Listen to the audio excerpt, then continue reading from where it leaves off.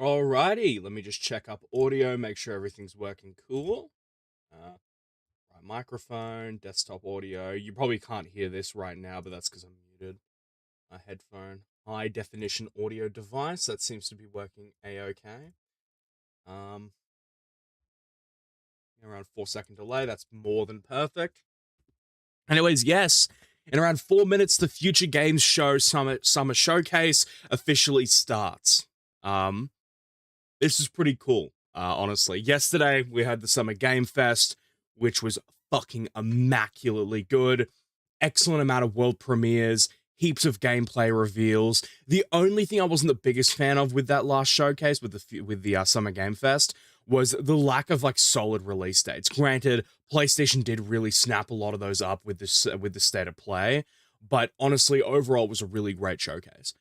This one, honestly, I'm just looking for something new. I don't have any like real predictions for this one, in all honesty, just to be brutally honest with y'all. I really don't. I would like to say that I do, but no, I really don't.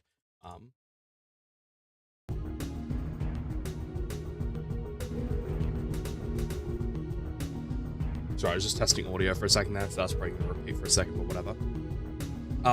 Yeah, I don't really have very many expectations for this one, to just be brutally honest with y'all. You know, like, I'm still looking forward to State of Decay 3, but in all honesty, that's going to be shown at the Xbox Game Showcase, which is tomorrow morning, which I will be co-streaming, just something to keep in mind. Also, another thing I forgot to mention, I am an official co-streamer of the Future Games Show, Summer Showcase. So yeah, and in the link in the description, there is the official, like, showcase thing, the actual, let me make sure, oh yeah, it is public. That would have been fucking annoying if this was fucking privated. Anyways, yeah. So, I'm an official co-streamer, so if you guys wanted to see, like, the raw live stream, I'll have it linked in the description.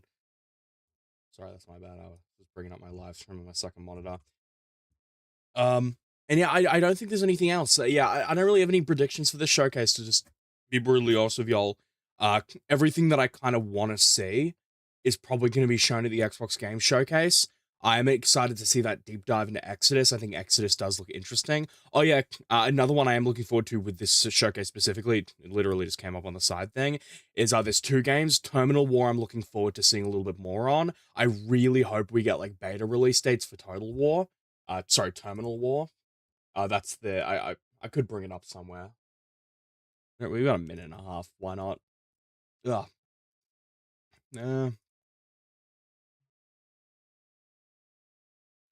It's like right up here.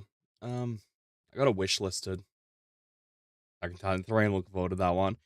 I didn't wish list it that long ago. Should be like right up here. Yeah, right here. So this game is, yeah, confirmed to be shown at the Future Game Show. And I'm really hoping we see, like, we've already seen plenty of gameplay. What I hope to see is a potential, like, not really a firm release date, but like a wide release date. A wide release date being like 2026 or 2027. I would like to see that. So I'd like to see a loose release date. Like, don't get me wrong, a firm release date would be nice, but I would like just any sort of release date, just to be brutally honest with y'all. And I would also like to see beta tests. I'd like to know when they're going to be holding open betas, closed betas, and everything like that, because I'm really looking forward to this one. As a huge fan of factions, this is going to be peak. So this is one I am looking forward to finding out a little bit more information on. And then the other one is going to be Hellraiser. I don't really have time to bring it up, but they showed it right here also. The Hellraiser game by Saber Interactive is going to be shown here, and I really want to see more on that one, because even though I'm not like the biggest fan of survival games, I'm really looking forward to that one. I think it's going to be really good. Anyways, we turn the audio on. Public. Let's do this shit. And by the way, I'm probably going to mute a little bit because I got some pizza here, so I need to finish it. I haven't eaten it yet, so yeah, I'm just gonna. So y'all aren't hearing me like slow down.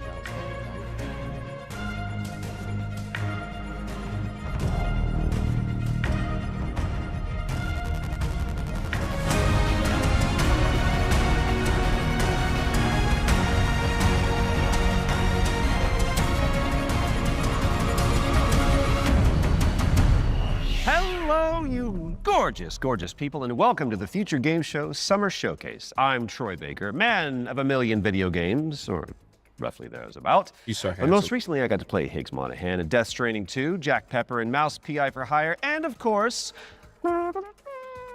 Indiana Jones. Are you going to do the theme tune throughout? Yep. Great. I'm Alex Alton Regan, and you probably know me better as the female Inquisitor in Dragon Age Inquisition, Alt Cunningham in Cyberpunk, and Leia in Liza P. Overture. And? And I'm also Lara Croft in the new Tomb Raider games.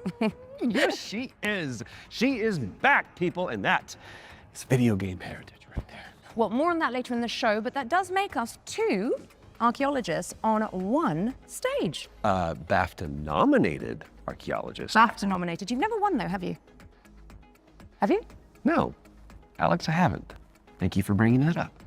Let's talk about what we're going to do for the next 90 minutes. We're going to be showing you trailers, lots and lots of exclusive trailers, and with the help of their hardworking developers, we're going to be diving deep into some of the most exciting upcoming games. As well as our usual ones to watch, we've also got an extended gameplay reveal for the sci-fi RPG Exodus. Which you will not want to miss. And if you want to keep track of all these little buried treasures Alex and I are going to be talking about today, then you should head on over to the dedicated Future Game Show Steam page, where you can find and wishlist every game in today's show. And you can also visit GamesRadar.com after we wrap up for tons of follow-up coverage on the eye-catching games that are coming at you very, very soon. Oh, you did the dual pistols thing. It's like automatic now. I get it. Speaking of, I think the stage is itching for a little bit of a lighting change. Whoa, there it is. As you can see behind me, this means it's time for our very first. Take it away, Alex. World premiere.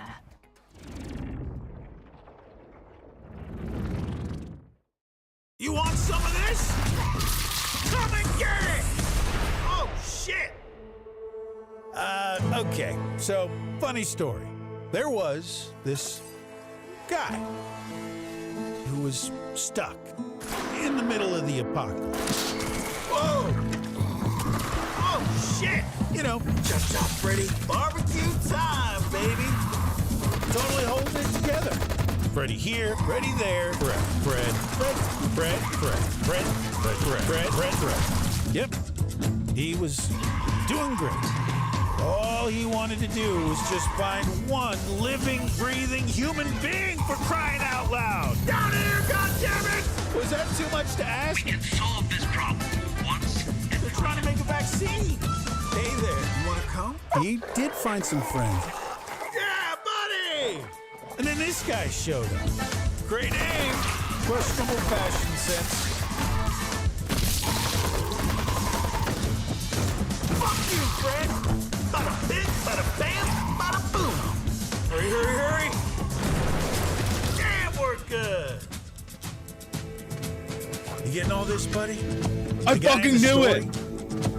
That's I was me. literally sitting there and I was thinking, this is 100% going to be Arizona Sunshine, Hold on. and it fucking was. Cavalry is I should have here. fucking done my mic and I should have said that. Arizona Sunshine Ah. is a flat-screen remake of the beloved VR game That's of the awesome. same name, built from the ground up by its developers. It's coming soon to PC and consoles. And now it is time for a closer look at War Dogs from Team 17. Oh, It's a yeah. 100-player tactical shooter with a keen focus on teamwork, fortification, and destruction. I'm super excited for this one. I know it's going to open beta this summer, so probably an August to July release date. This is going to be so good. I think this looks like a really great tactical shooter. But I need to say about the last one, I'm looking forward to that. The Arizona Sunshine is such a great game, but I don't know how it's going to translate to non-VR. Because it's one of those games which is great because it's a VR game. If it was released as a non-VR game, I don't feel like it would have been as good. This looks really sick, by the way. What is that?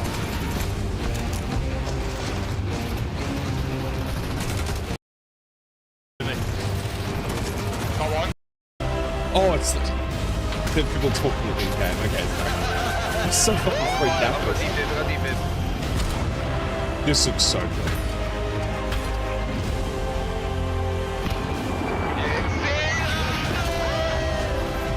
I think War Dogs might end up being one of the best extraction shooters. No, sorry, not extraction shooters. I think it might end up being one of the best tactical games released. I think it's going to be really, really good. Like, it looks good. I haven't played any of the beta tests, so I don't fully know, but I think it looks amazing. Honestly. Oh my god. Really looking forward to this one. Give us a release date. Come on. War Dogs is coming to a screen near you later this year, but the good news is you can wishlist it right now on Steam. Okay, in our next game, you play as a former detective who visits an isolated place where all is not as it seems. Been there. Wonder if there's a girl named Elizabeth involved. There isn't. Okay. Here is a brand new trailer for The Pines. This is another one I'm looking forward to. You are hopeless, This is what I thought bag so far. heartless, worthless. Why didn't you move faster, think harder, be smarter? Why didn't you help me?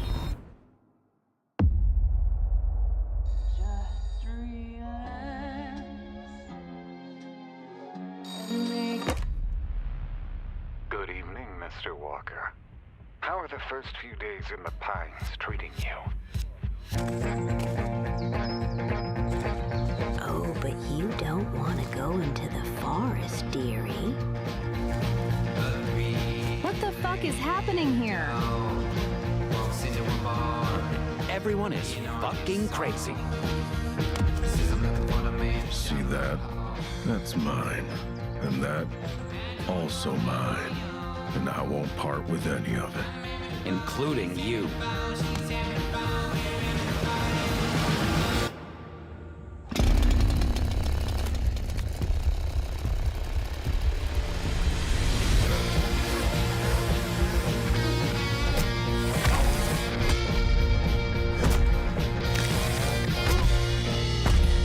Well, I'm sure you'll fit right in. I think my brother's gonna really like that one. That one looks cool. I like it. And The Pines is coming to PC in 2027. And I am excited. Talk to me, Alex. What's up next? We've got an exclusive interview about Ace Combat 8 Wings of Thieves, the latest installment in Bandai Namco's legendary simulation franchise. Right. From now on, you'll be the greatest ace pilot this war will ever know. Ace Combat 시리즈. Hello, I'm Kono. I'm the brand director of the Ace Combat series.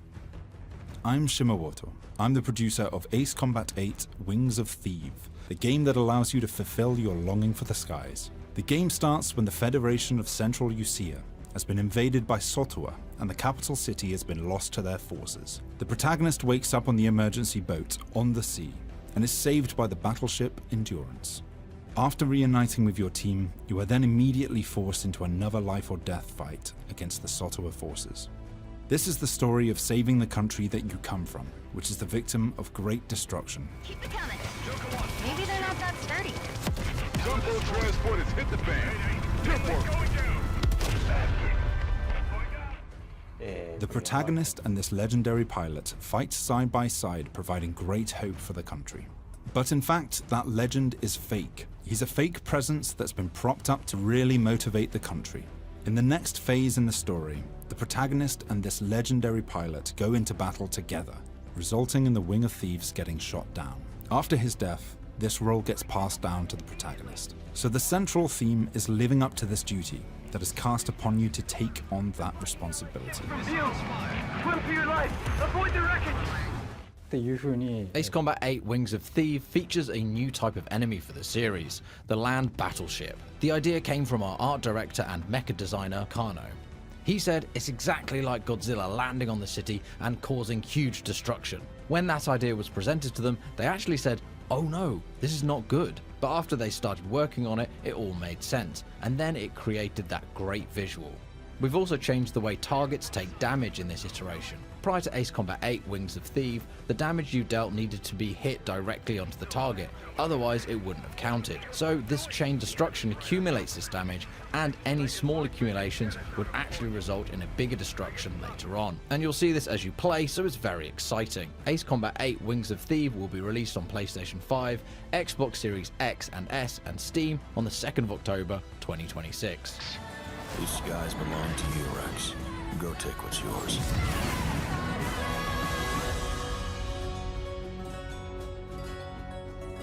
I think it looks interesting, but Ace Combat's never really been my sort of game. I've never been able to do the whole like flying combat thing. Ace I'll just say Combat that 8 much. Wings of Thief is coming to PC and consoles later this year. And we are heading backstage now. Oh, good. I could use for a cup of No, coffee. Troy, babe. The backstage. It's the new DLC for Little Nightmares 3. Oh, right. I imagine it's got what? Horrors? Yeah. Yeah. Smiling producers with their clipboards, sweaty cheese plate, craft services. Or an evil puppeteer and an army of shadow monsters would make a bit more sense. Oh, yeah, that's better. Let's see Would that. make a bit. I was gonna say with Ace Combat 8, it's like I've just never been into games like that, especially with like flying games like that. It's just my least favorite parts about Battlefield, in all honesty. I know I'm in the minority there. I just could never get into them. So Ace Combat 8 looks good. I think it looks interesting. Never been my sort of game though. Just fine, you know. Each their own. I'm just saying.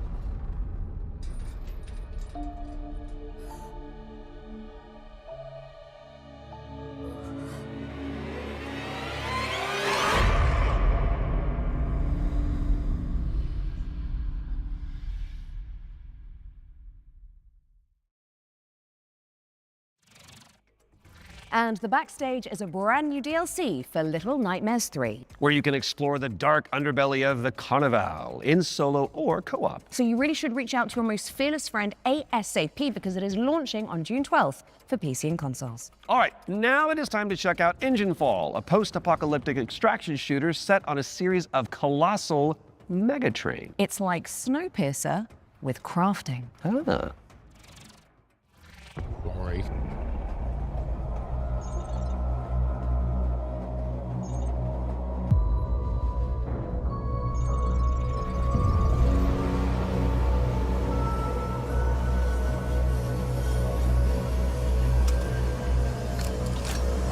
Sorry, I'm trying to like do shit on my second monitor. I realize like you guys can see it. I'm like, man. Oh yeah, I think I was on a play test for this one once.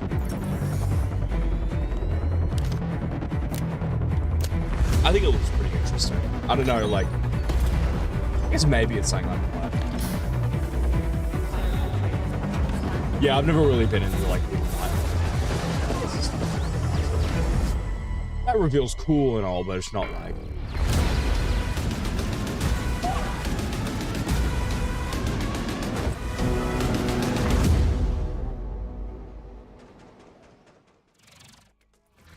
Make your way to first class, which is the only way that Troy Baker travels. True.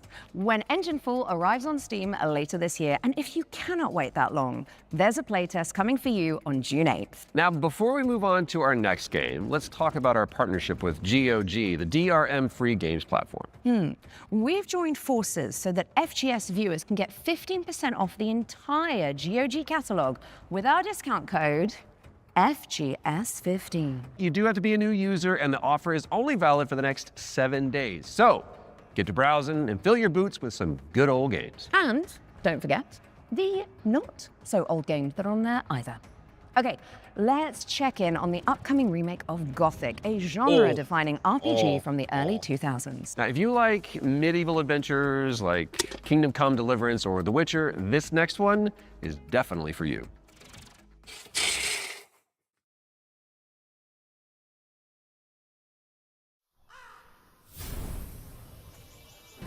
Brothers, the time is finally here. I know it's been According to Steam, where there is none.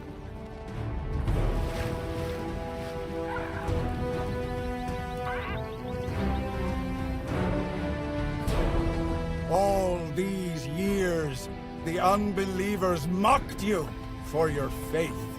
But do you know what I see? I see strength. I see men who live for a higher purpose. Men who, like me, have seen the glorious age the Sleeper will usher into this world once he awakens. Tonight, we shall show everyone how wrong they were. Sleeper, awaken!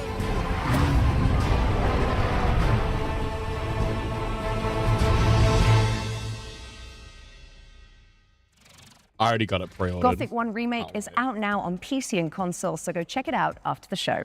Okay, now for something a little different. You have definitely heard of Sky, Children of Light, the cozy MMO from the makers of Journey. Well, we are pleased to reveal today that they're creating a brand new game experience based on the life and legacy of the legendary painter Vincent van Gogh, which is Goth.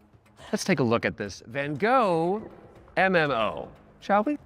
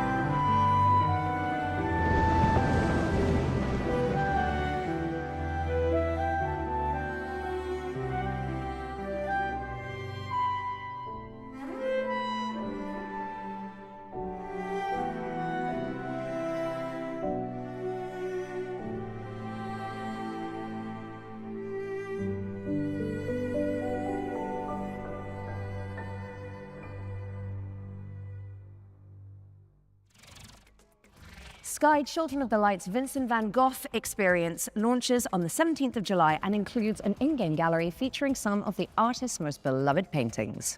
I learned something today. Okay, it's time to take a peek at Halloween the game. We've got a first look at the single-player campaign where you play as Michael Myers himself. Are you? Oh yeah, baby. I'm looking forward to this one. I think it's gonna be good. And with the There's other so one, much evil inside him. Okay, back inside, everyone. Let's go, Myers. Fueled by his rage, I shudder to think what he might be capable of. Since when do they let them wander around?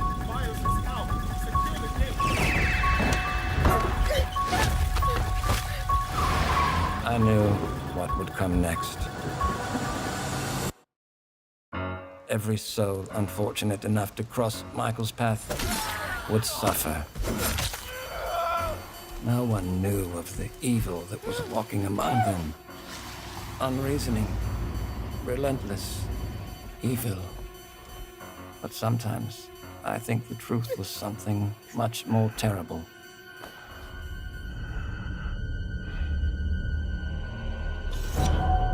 I wonder if perhaps Michael is able to actually move through shadows. The fact that it's going to be having like a single player mode, I'm looking forward to. Play through Michael Myers' origin story when Halloween the Game lands on PC and consoles this September 8th. I'm happy this Next is up, like... we've got the launch trailer for Realm of Ink, an indie action roguelite with a brushstroke art style. I was going to say, I'm happy that the Halloween game is more than just like a... This feeling, as if I've arrived at this moment before, We need more games to be doing that. time and time again.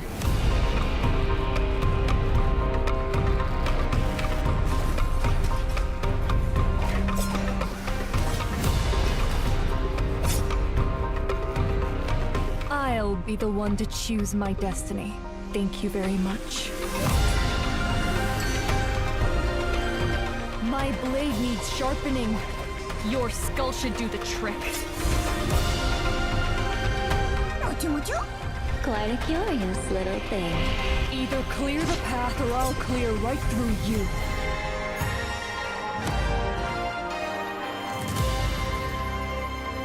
Yeah, another roguelike.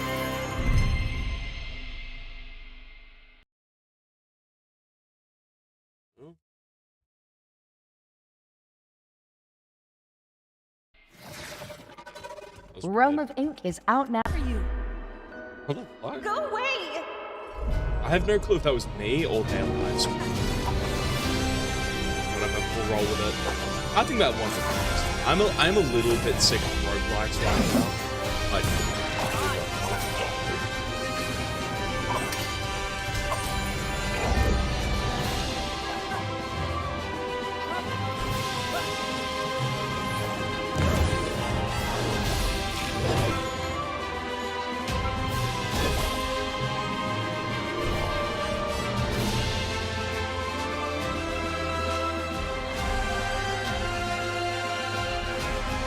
I won't leave without Lyra. I need to find her.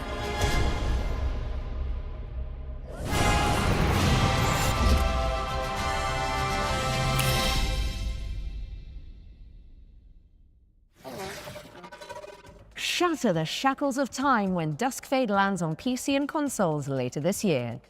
Now, we all remember Cairn, don't we? It's a Death Stranding-style trek of a deadly mountain rage, one limb at a time. And good news if you're a fan, as we've got the exclusive release date trailer for the game's first free DLC.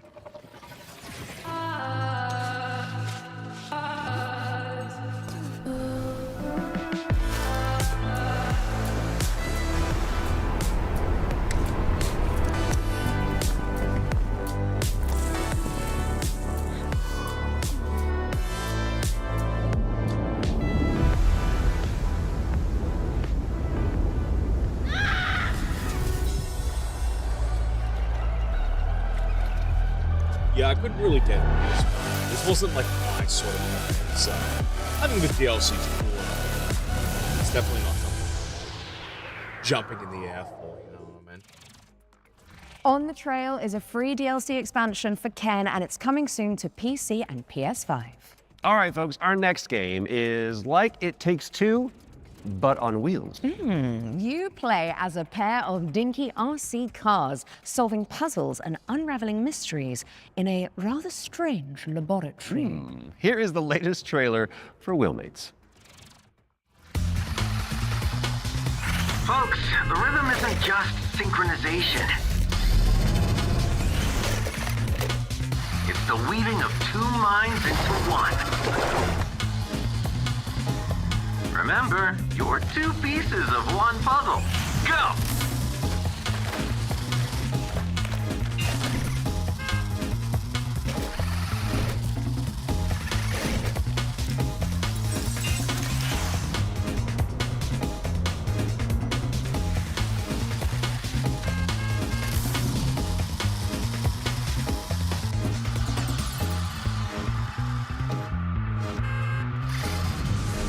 Wait, where am I?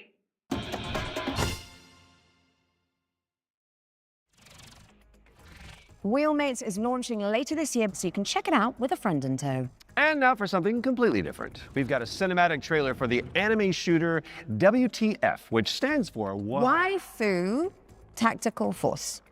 Oh, don't you just love acronyms? Another Genshin slot. Whatever. Our last one. Green.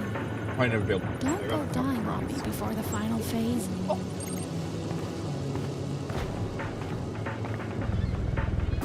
Stay still. I hate messy data. Seems like I get no days off.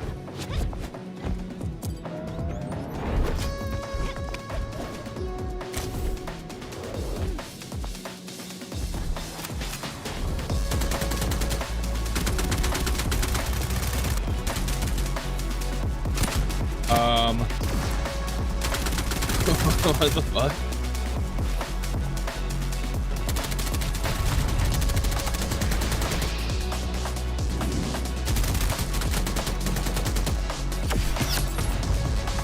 That was kind of a 360. I did not expect this game to be like a fucking shooter. Like, I'm not against it, but can't say I'm like...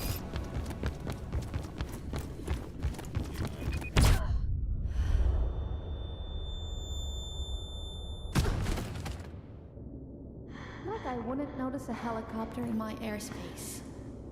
I'll What? let my little friend handle this.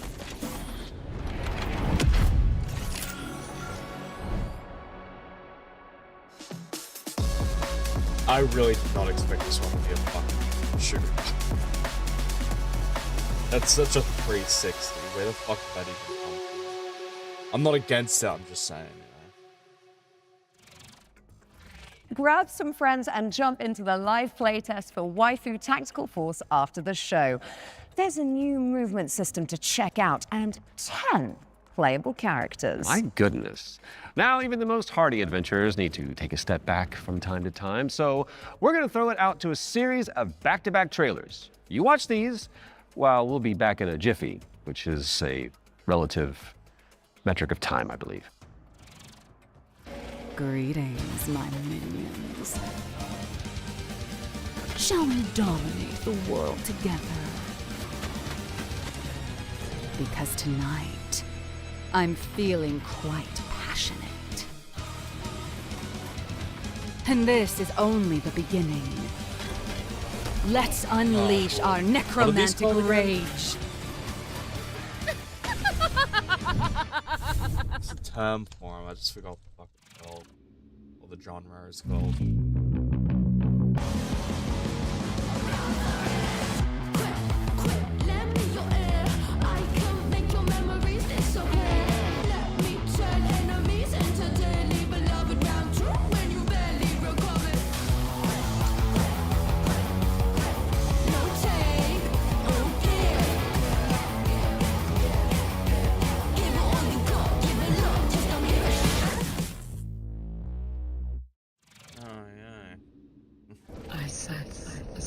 Yeah, I don't know.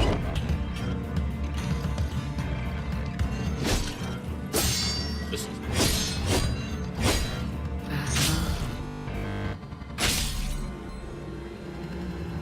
Keep your chin up. I see you're really ready.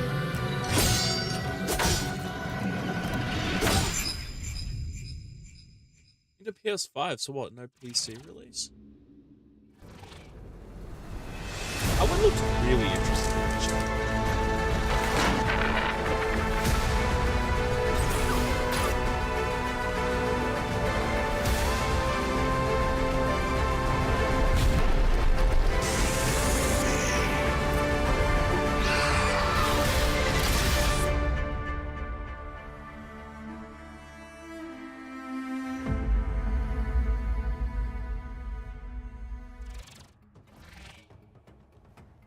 Okay, what's going on here? It's like we're in the future or something.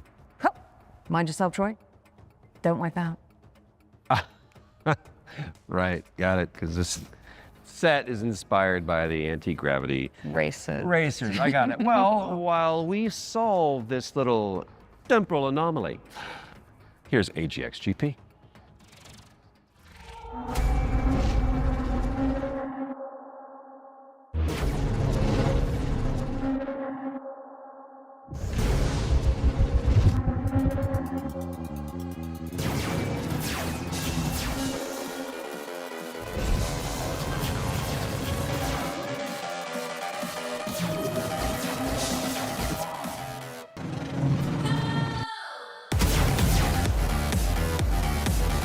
This is like, I'm assuming this is like, I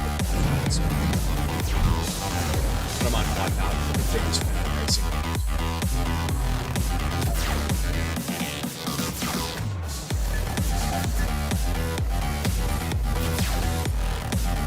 The fact that Sony hasn't capitalized on the Wipeout IP is actually just cringe. There's so much potential with that fucking IP, and they just kind of do nothing with it. Then again, the same goes for a lot of their other games, but still. I thought Wipeout special. Just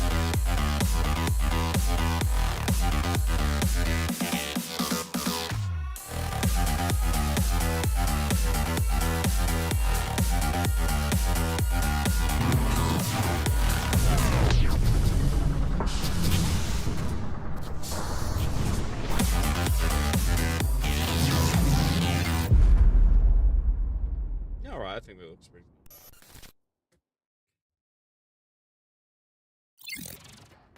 AGXGP is coming soon to PC, so add it to your wish list and make sure you check out the demo, which is coming on Monday. Quick question for you, Mr. Troy Baker. Oh, yes. Have you ever wanted to be a sentient guitar?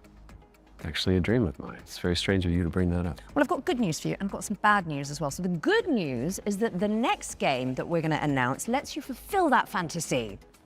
I'm listening. But you're stuck inside a haunted music school. There it is. And all the teachers are trying to kill you. Classic.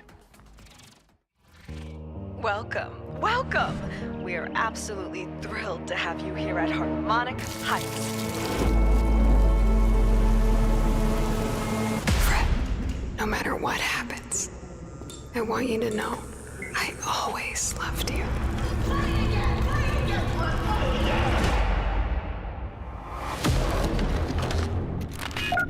Hello? You're in Harmonic Heights, Fred. The school. Things always look strange here. Oh, Fred! I was wondering when you'd finally find time to pay me a visit. The only way for a student to leave Harmonic Heights is the winter recycle. Scattered around the school are talent canisters, each containing the very essence of brilliance and potential. What are these things? I don't know, Fred. Nobody does. You've given me no choice! You made me do this!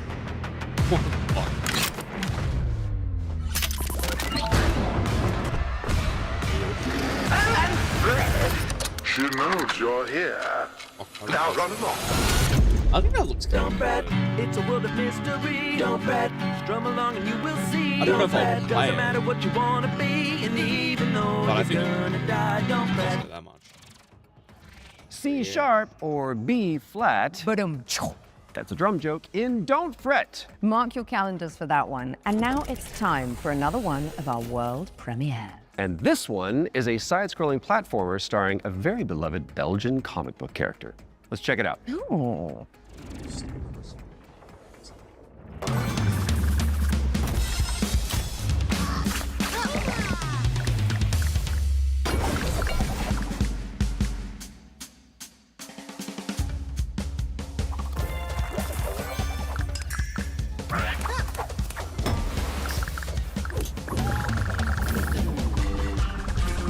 Where the sword goes.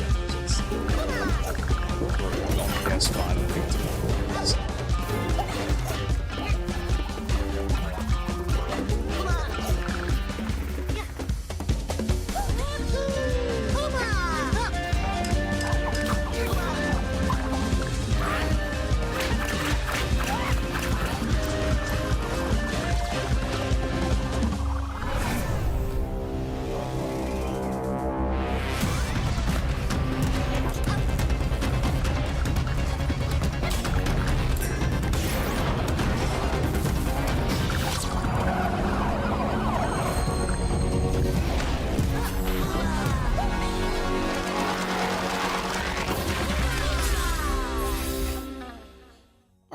It doesn't look like something I would play, but it looks interesting. Marsupilami 2 Salsa Colombia, try saying that one 10 times, is coming soon. So wishlist it now whilst I'm fixing my twisted tongue. And in the meantime, there's a brand new trailer for Ding Hai, the Ocean Pillar, an RPG roguelike where you face off against demons and ancient gods. 豪军，你这破炉子，这回又整出啥鬼东西啊？此帖将立三主，老道赐名定海神针帖。依父语，治水已10年，却突然音讯全无，天穹之水忽又倾泻而下，究竟发生何事？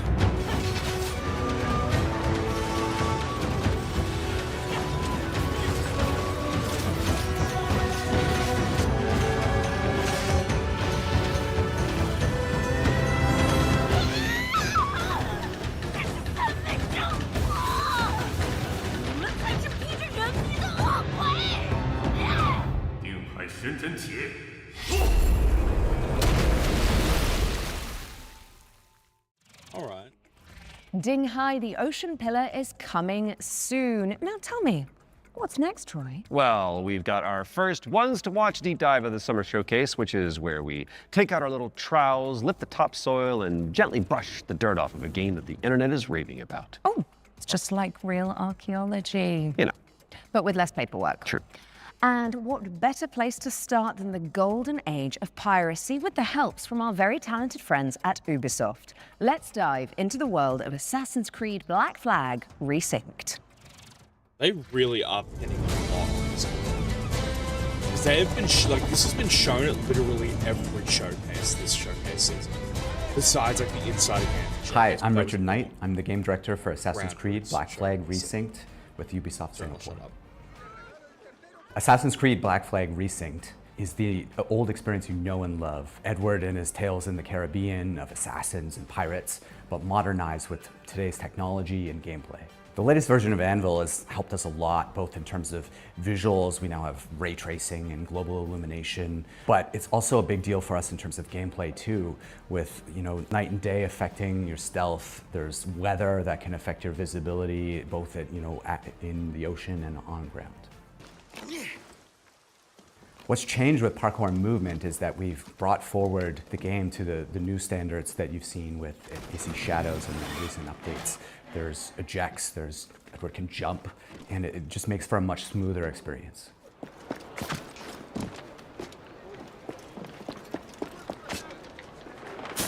A lot of the new gameplay with Assassin's Creed Black Flag Resynced involves these new officers that you can find and recruit. When you first run into Lucy, she's a wanted criminal, and you'll just hear it as you're walking around Havana that there's money on her head, right? Which is, music to Edward's ears. Ah, here's somebody I can work with. And as you find her, she's got this whole plot line involving her family and the family fortune. And she would love to work with you, but if you can't deal with her problems, she's not gonna help you with yours. You don't mince words, do you? I suppose I could look around, see what needs doing. So each of those characters has a story to tell. And on top of that, we also have a new tale involving Blackbeard, which, for fans of Blackbeard, to learn a little bit more about him and Edward and how things turned out in the game, I think will be really exciting. Were you attacked? Other way round. It were Blackbeard who struck first. Opened fire on a British man-o'-war, the pillock. When we were going to remake Assassin's Creed Black Flag, we had to focus on something, and that focus was Edward's story. If we can't nail Edward's story, there's no room for anything else. And so we put everything possible into nailing that. So we still have a modern day gameplay and story to tell, but it's now kind of in the name. It's not just Black Flag Remake, it's Black Flag Resynced, right? So we're the next modern AC, and so our modern day continues from what players might have seen in Shadows. Of course, we brought back the underwater diving sections from the original game, where you take the diving bell and you see how beautiful the Caribbean can be when you're underwater. But the other thing we've added is now you can swim anywhere, just like in any modern AC game. So sometimes there's treasure to find, certain quests, there could be a certain cave you're looking for, but it's also just about freedom of approach. Sometimes to get to a certain island or a certain location, maybe you can't find the right place to get to with the Jackdaw, or you just want to take a shortcut and just go swimming. It's kind of up to you. Captain's gone over! So with combat, we've gone back to the basics and we've come up with a new system that fits more with modern sensibilities. It's more skill-based, it can still quick and brutal if you know how to play, but it's also something that works well for players who learn how to play.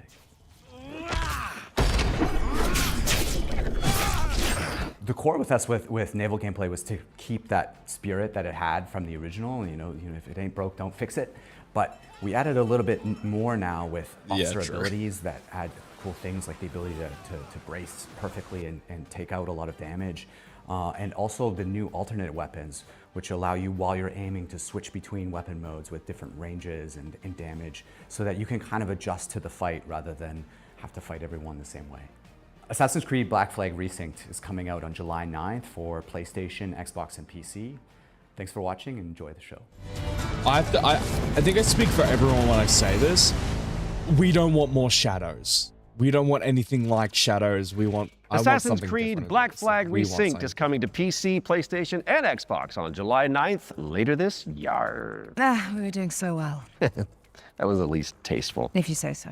Speaking of taste, if your appetite for the 7 Seas is still yet to be salted, I'll stop.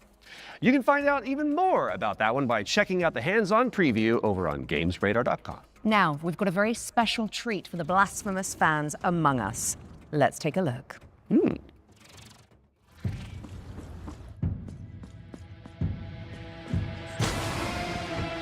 Wait, is the game actually getting a DLC?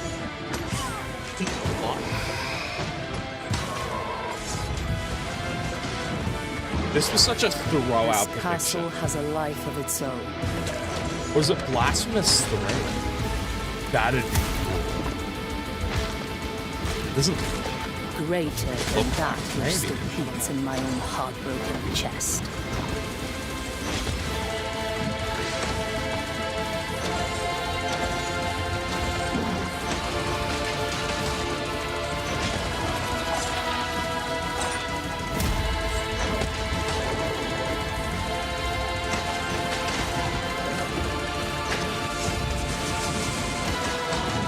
Let the curtain fall. such a good Metroidvania, bro. Oh, I really thought that said 3 for a second there. That's insane. That's right, Blasphemous 2, The Third Sin, is a free content update that adds an entire area to the game. And it's out now, so you can play it. And let's be honest, with all the new enemies, probably die a lot. Right after the show. I love 3. Best of luck. Okay, Defender of the Crown, The Legend Returns, was revealed during our spring showcase earlier this year. But we've got a first look at gameplay coming at you right now. Decide a kingdom's fate when Defender of the Crown returns, featuring the original strategic adventure and new ways to play. Retro Mode presents the complete 1986 edition of the game, preserved in all its glory. Classic Mode adds modern refinements, renewed clarity and polish. Damn.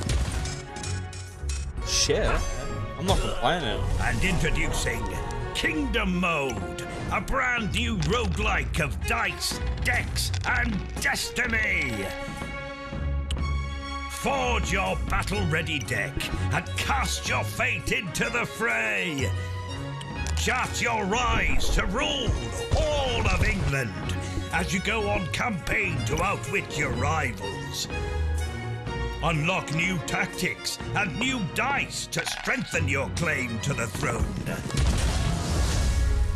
3 modes, 1 legendary experience. Defender of the Crown. Wishlist now. Okay. I got it. That looks pretty good. Defender of the Crown, The Legend Returns. Lands on PC and consoles later this year. So get it on your wish list pronto. And I think I'll handle the British accents from now on. Okay, Troy? Aww. Sticking with the historical theme, here's some exciting news about the period shooter Hold Fast, Nations at War. Ooh, American Revolution. This is gonna be good. I fucking love this game. It's so good. You see the whites of their eyes.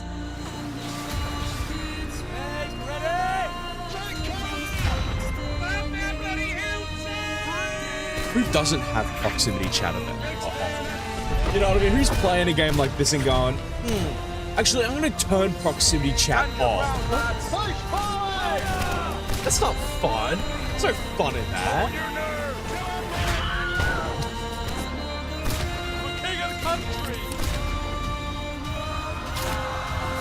Hold Fast, American Revolution. Releasing June 11th. That's actually this next week. Play early for exclusive rewards at holdfastgame.com. Hold Fast, American Revolution is a free expansion for Hold Fast Nations at War, and it's launching on June 11th for PC, PlayStation, and Xbox. That is just a mere few days away. My goodness. Yeah. Visit holdfastgame.com for more info. Now, let's check out the release date trailer for They Will Come, a steampunk stealth game set on a vast airship.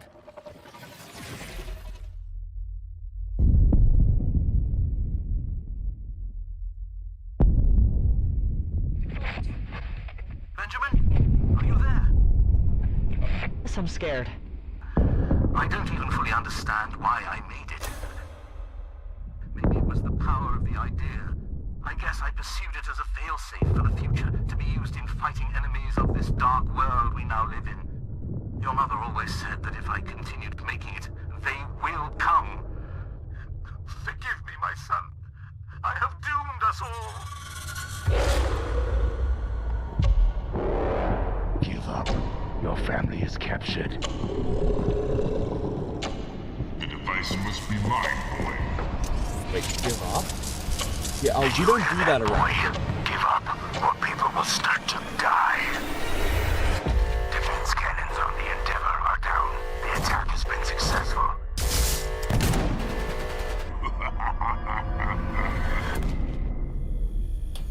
Nah, bro, only fucking cowards give up. Imagine releasing in July and not having a firm release date. That's actually insane to me.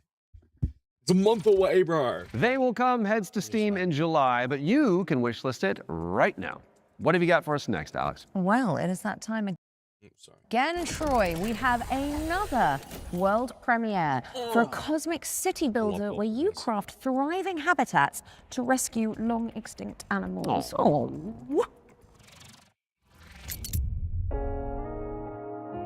Welcome to Bioden, a cozy management game where you will build a self-sustaining network of structures, all working in harmony to bring extinct animals back to life. You've been sent on this planet by your guild with one purpose: to restore it. Your arrival on this wounded planet will be one of discovery and exploration. Resources are scattered across the land. Search for them, as each one is essential. As your colony takes shape, your buildings will need power and sometimes water. Connect them together, weave a network across the land. But plan with care. Every structure you place carries a cost, nudging pollution upward, pulling against the very mission you're here to fulfill. The planet won't heal through structures alone. Bring species together, help them settle, and let the cycle of life begin again. Inside your dome, you'll welcome back dozens of extraordinary species, each one with its own needs. Gather DNA samples, place your cocoons, and carefully tend to the conditions each creature requires. But remember, even within the dome, each decision, even small, has an impact on your planet. This world is waiting to be cleaned, restored, and brought back to life. Your planet is waiting for your arrival. Alright, Wishlist the game and play the demo now on Steam. Another September release. September's just insane. Bring nature back to life in BioEden, which is coming soon to PC. Now, those of you in the Lovecraftian loop will know that The Sinking City 2 is just over the horizon, looking all brooding and mysterious, just like my co-host Troy. Really? Absolutely not, darling. Oh. Well, here's a release date trailer where you'll find out when you can finally dive into the flooded survival horror adventure.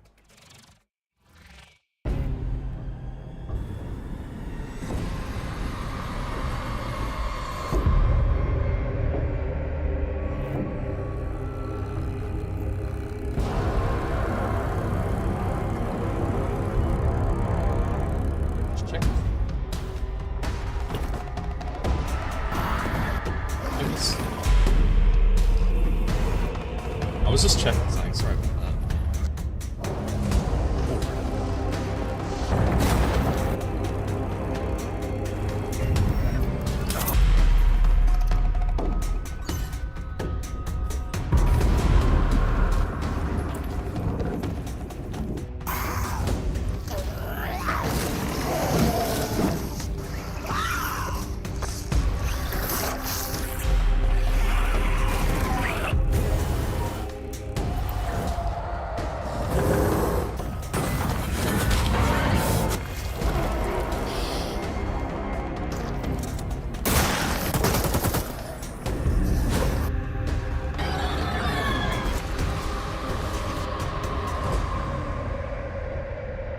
August 18th. I'm happy August is getting a little bit of love now. The Sinking City 2 is just a few short weeks away, and there's a demo available to play right now on Steam. So go check it out. Just don't listen to the call of the void whilst you're in there. Pro tip. Time to lock in, folks, as we get a world premiere up next. Now, this one is an attempt to revive that golden era of early skateboard games. You know, when Tony Hawk was at the peak of his powers. And who better to tell you about it than Stair Meyer, one of the world's most talented modern skaters and an Olympic hopeful to boot.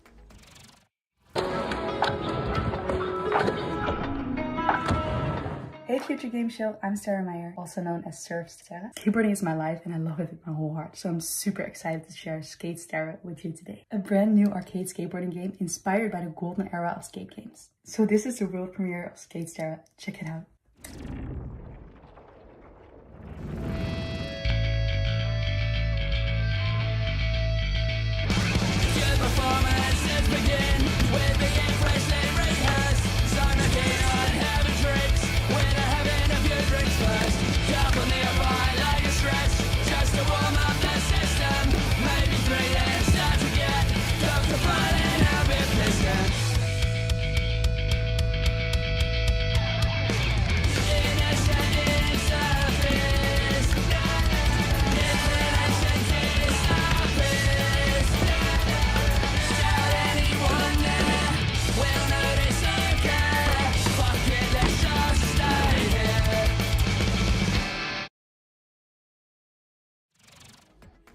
Wishlist at the ready because Skate Stair is coming to PC and consoles later this year.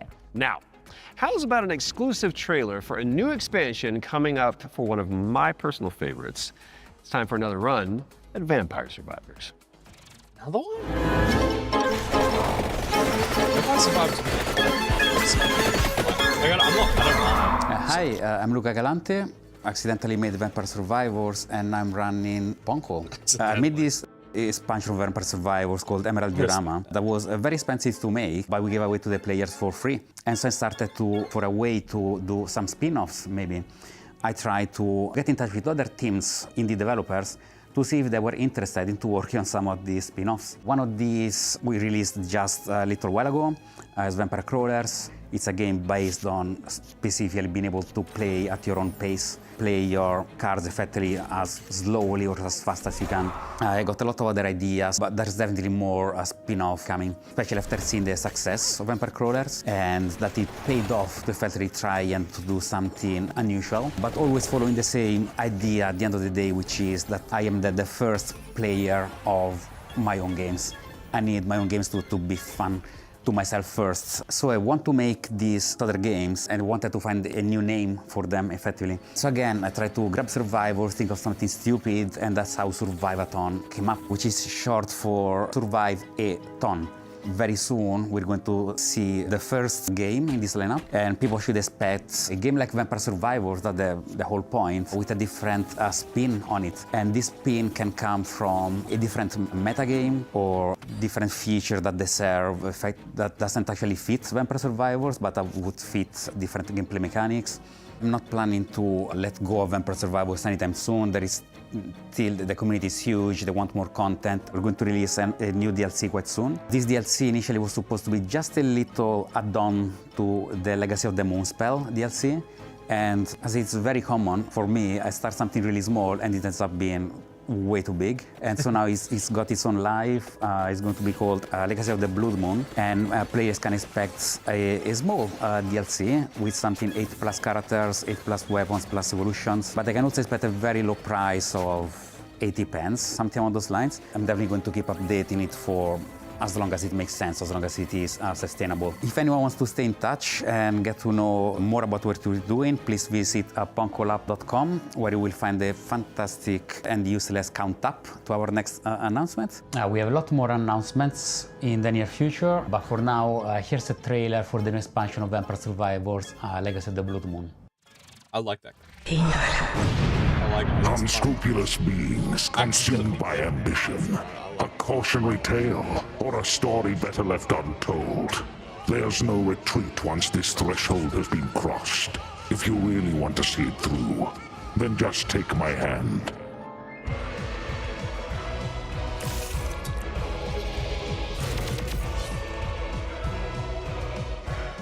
The blood of malice ensnared the night shadows, and by unholy communion a macabre dance began.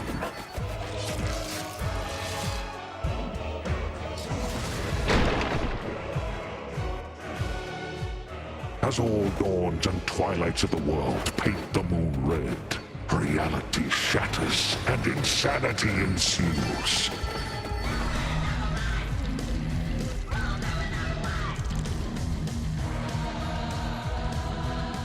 Ashtart found the immortality she sought, but only in the flesh, her soul taken as a toll by the abyss.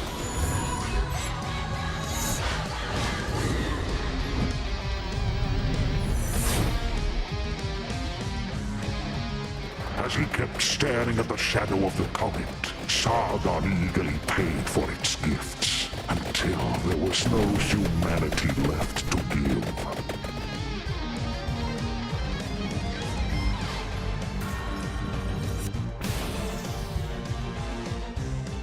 At the top seat of power, Baal was so high he couldn't reach anyone anymore, and eternal solitude turned into eternal madness.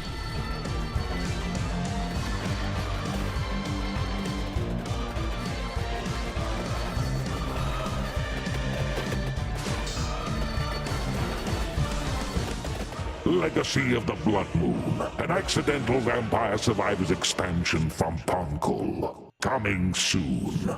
Alright, I don't mind that. I think it looks good. Prepare your wish list because Vampire Survivors Legacy of the Blood Moon is coming to PC and consoles later this year. Now, here is another, wait for it, world premiere. And it pertains to one of last year's truly best games. Let's check it out. Yes. Entry 3452, 2 days until sunrise. Mission scientist, Jan S. Dolsky. I think I know. If I never wake up again, know this. The Oasis survives, even under the destructive sun. I must go underground. Next entry in another 13 years. If you're still out there by that time, don't give up. I know it's trying to tell us something. Next cycle, we need to be better.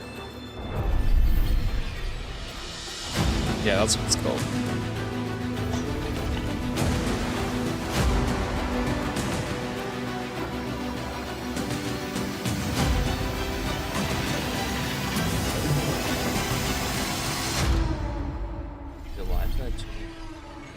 I hope we're getting a little bit more for July, because July was a really empty month not that long ago. But we're getting a lot of DLC in July. That's what I'm noticing. A lot of big updates. Alex Jordan and Young DLCs. Scientist fans rejoice. The Alters is getting a DLC expansion called Last Variable. And I don't need to tell you to wishlist that, do I? No. And now let's take a look at Anemo. It's a free-to-play creature collecting RPG. Oh, important question. Is it full of adorable little guys? I really like adorable little guys. I mean, have you seen what's happening on the screen behind you? Aww. Let's play the trailer.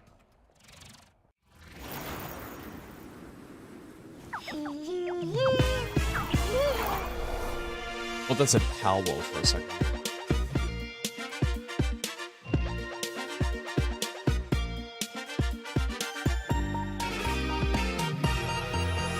A golden light awakens, a silent ancient call through every shifting season. Where endless shadows fall, I felt a stirring deep inside, a yearning to explore, to leave the known and step beyond, to find what lies in store. A tiny tap, a gentle magic flicker in the air, a promise whisper soft and true beyond all earthly care. The echoes of a distant dream beneath the sky so wide, but something wild is calling out where destinies collide. My heart beats fast, a hopeful drum, a journey just begun, to chase the light beneath the idle sun. Oh, with a different heartbeat, I see the world anew, twined as one forever, brave and strong. Me and you, through wonders fast we rise above the fear. Our spirits laying so bright and clear, from gentle souls to fearless hearts, a bond that lights the way. Together we embrace the dawn and chase the coming day. We're soaring free across the sky, with courage as our guide, with every step, with every beat, forever by your side. Wild and free, Anemo, for you and me.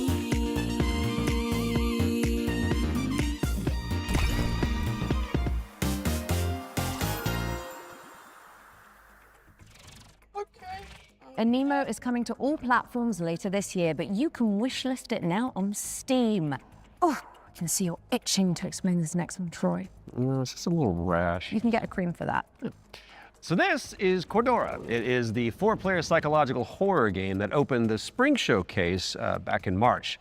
Cool thing is, it's got enemies that mimic your friends just to freak you out. And the developers are back with a closer look at gameplay. That's right. How did you know that? Maybe you're not Alex after all. Tell me something that only Alex would know. You can't prove that. Okay, she's real. Roll the trailer. Now. It's a simple job. Dude, shut up! For men with nerve. They may be your crew. But inside the maze, don't trust anything they say. Hello? Harry? Where are you? I'm here. Harry? Mike? Wait, there are roses. Mike, I found the radio. Cool. I'm here with Harry. What? Harry? Dead. Mike? The night will twist your words All right. Keep straight. You'll find Mike. and take your body. Where are you? Mike, is it you? There are roses. Are you all right? You could really easily. I'm here with Harry. To hunt you down. Hello? Hello, Joe? Joe? For you see, Oh, fucking hell, that actually kind of scared me. This looks really good, actually. What the fuck? If I had friends, this would be so fun. Cordura is coming soon to PC and Oh, that looks PlayStation, great. and what do you know? Here's our next game. It's called Chronoscript: The Endless End. It's an action-adventure game where you play as an editor trapped inside a never-ending, self-writing manuscript. Kind of like what developers feel like working with me. No, that last one looked really, really good. I actually like You arrived earlier than expected. Welcome to my writing room. You must forgive me for breaking our promise, The manuscript is still incomplete.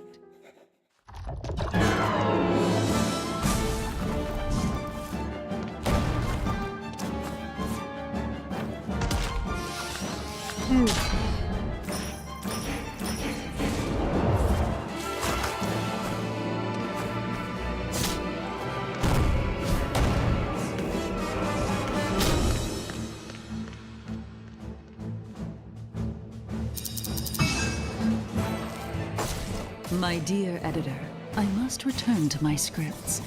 I do hope you enjoy what lies beyond the end of this endless story. So some stuff to look forward to with the showcase. Coming fall.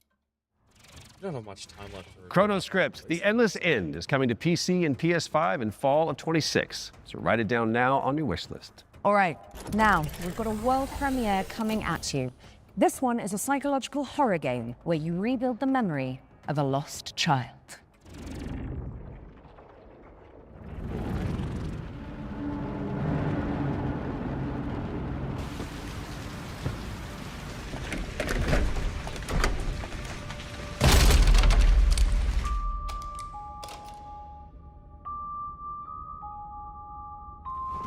Told you I was gonna fix it.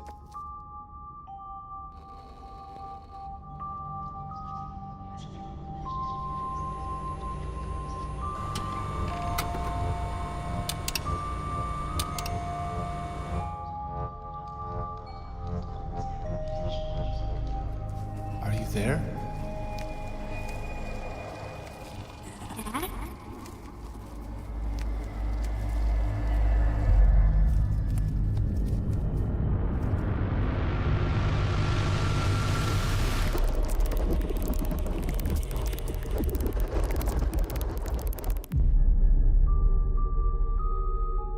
All right.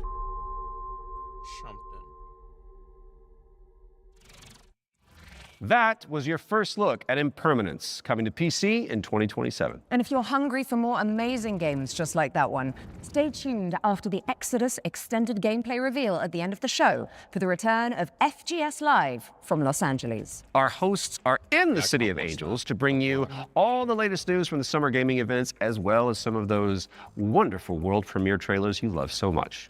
In fact, here's a little teaser of what you can look forward to.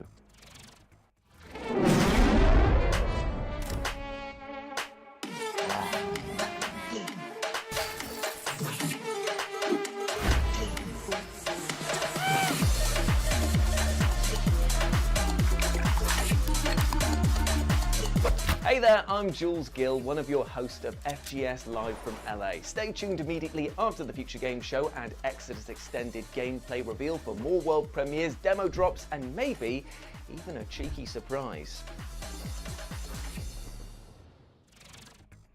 You heard them. Make sure you stick around after the Exodus extended gameplay reveal for FGS Live from Los Angeles, hosted by our very own Amy and Jules. We do love them. We you do guys love them. break a leg. Right now, let's get back into the games with a closer look at The Lift, a supernatural handyman simulator inspired by the SCP Foundation.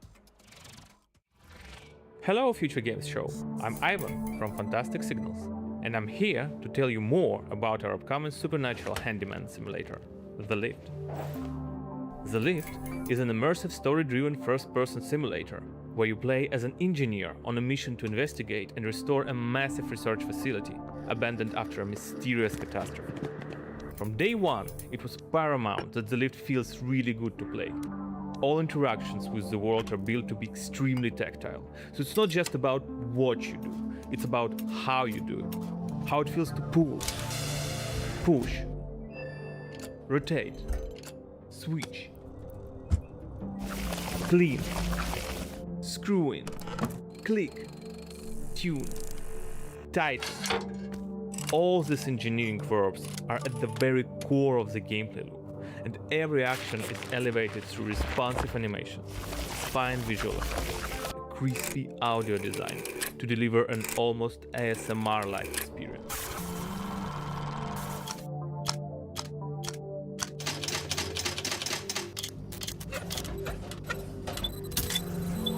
You'll be repairing a variety of things in the lift. We divide repairs into 3 categories. The first one is basic mechanical or cosmetic repairs, changing light bulbs, fixing a crooked chair, or patching the walls. Simple, but always satisfying. The second category is electrical devices. We have developed an ecosystem of electrical and mechanical components that you can assemble. You can find, craft, and unlock many different parts used to bring the machinery back to life. All devices are connected to the electrical grid, and sometimes you will need to reroute power from one point to another or disassemble a machine to get parts needed elsewhere. It's not a bunch of preset puzzles, it's a deep, open-ended sandbox system that you'll need to master by improvising and thinking outside the box. The third category is what we call boss devices. These are large, multi-step projects that are even more complex and usually involve multiple machines and environmental repairs, like for example the interdimensional antenna. You will fix its subsystems and will be tuning its settings to get the signals you need for your adventure. And of course, there will be a massive payoff at the end of the repair. Each floor has its own boss device. Some will be unveiled in the upcoming months. Some you'll have to uncover yourself when the game launches. The Lift is launching on PC, PlayStation 5 and Xbox in 2027. If you're interested, please add the game to your wishlist. And if you want to help us shape this adventure, sign up for a closed playtest on Steam for a chance to play the newest in development build. The playtest begins on June 14th. Thank you, and enjoy the rest of the show.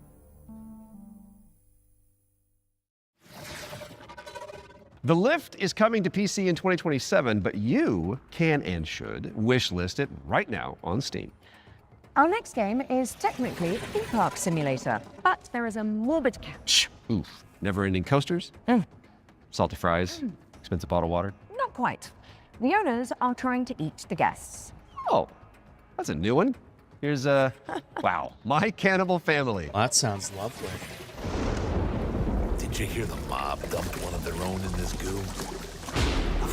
Not just that. I heard a flesh-eating creature crawled out of it. Huh? Huh?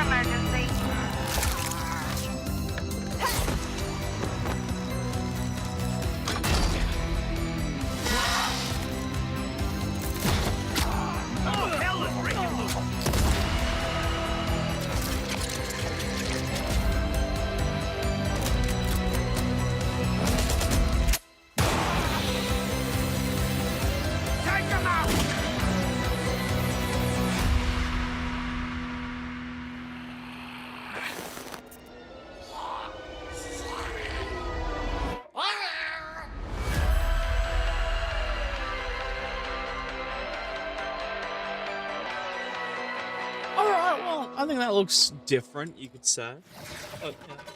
My Cannibal Family style. is a cooperative theme park simulator with a terrifying twist, and it's coming to PC, PlayStation, and Xbox in 2027. And here's a dark fantasy extraction game where you team up or go solo to take down enemies corrupted by the blood of the gods. This is Mistfall Hunter.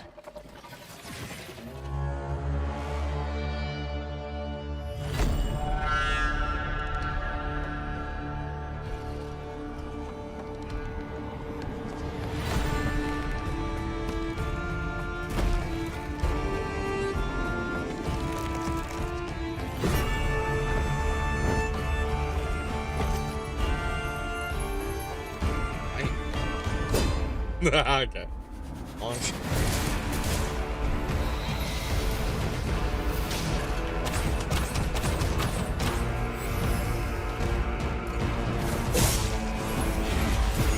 The combat does.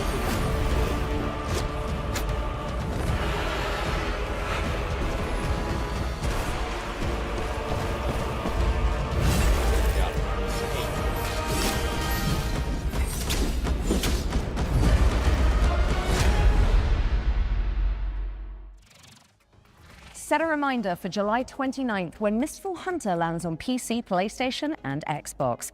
Right, I think it's time for our next Ones to Watch deep dive. Troy? Indeed it is, and here is an exclusive interview with Saber Interactive about Clive Barker's Hellraiser revival.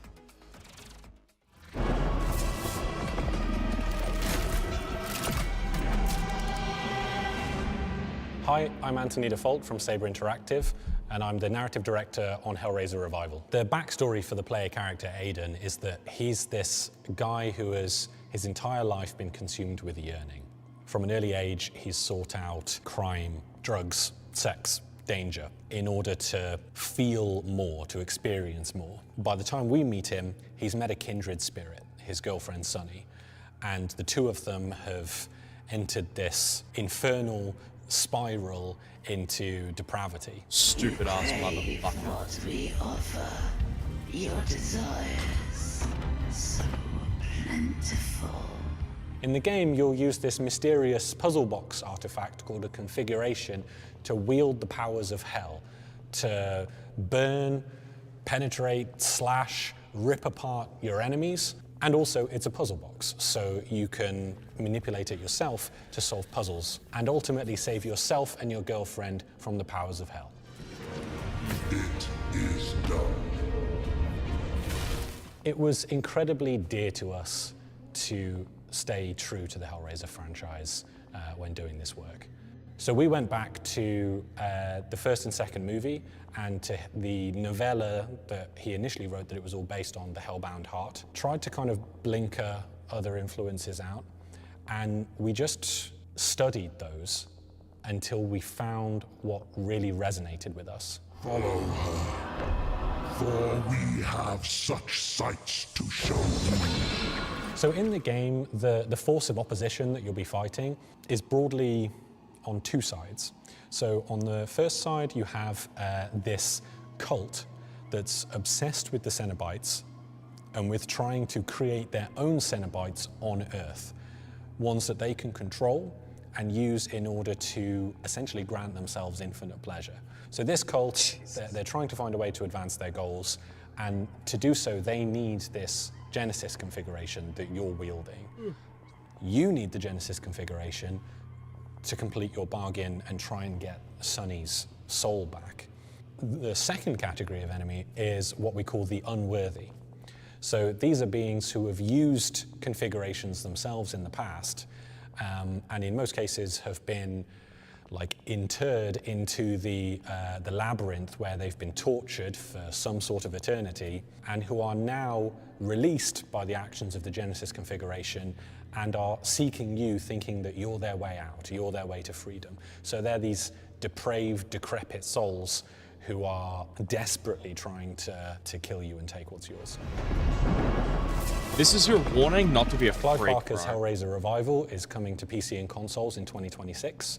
We've got plenty more to show you throughout the year, so stay tuned. You can wishlist the game now to join in, or you can follow us on social media, where Pinhead himself will often be in the replies. Thanks for watching, and take pleasure in the rest of the show. Are they calling out a fan account? That's actually pretty cool. I hope they are. Release date? Nope. Maybe something tomorrow at the Xbox Game Showcase.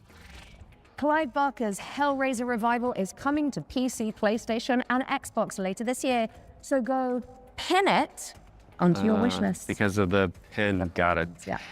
Well, it is time for another world premiere, and this one is a medieval Metroidvania starring a plucky little snail.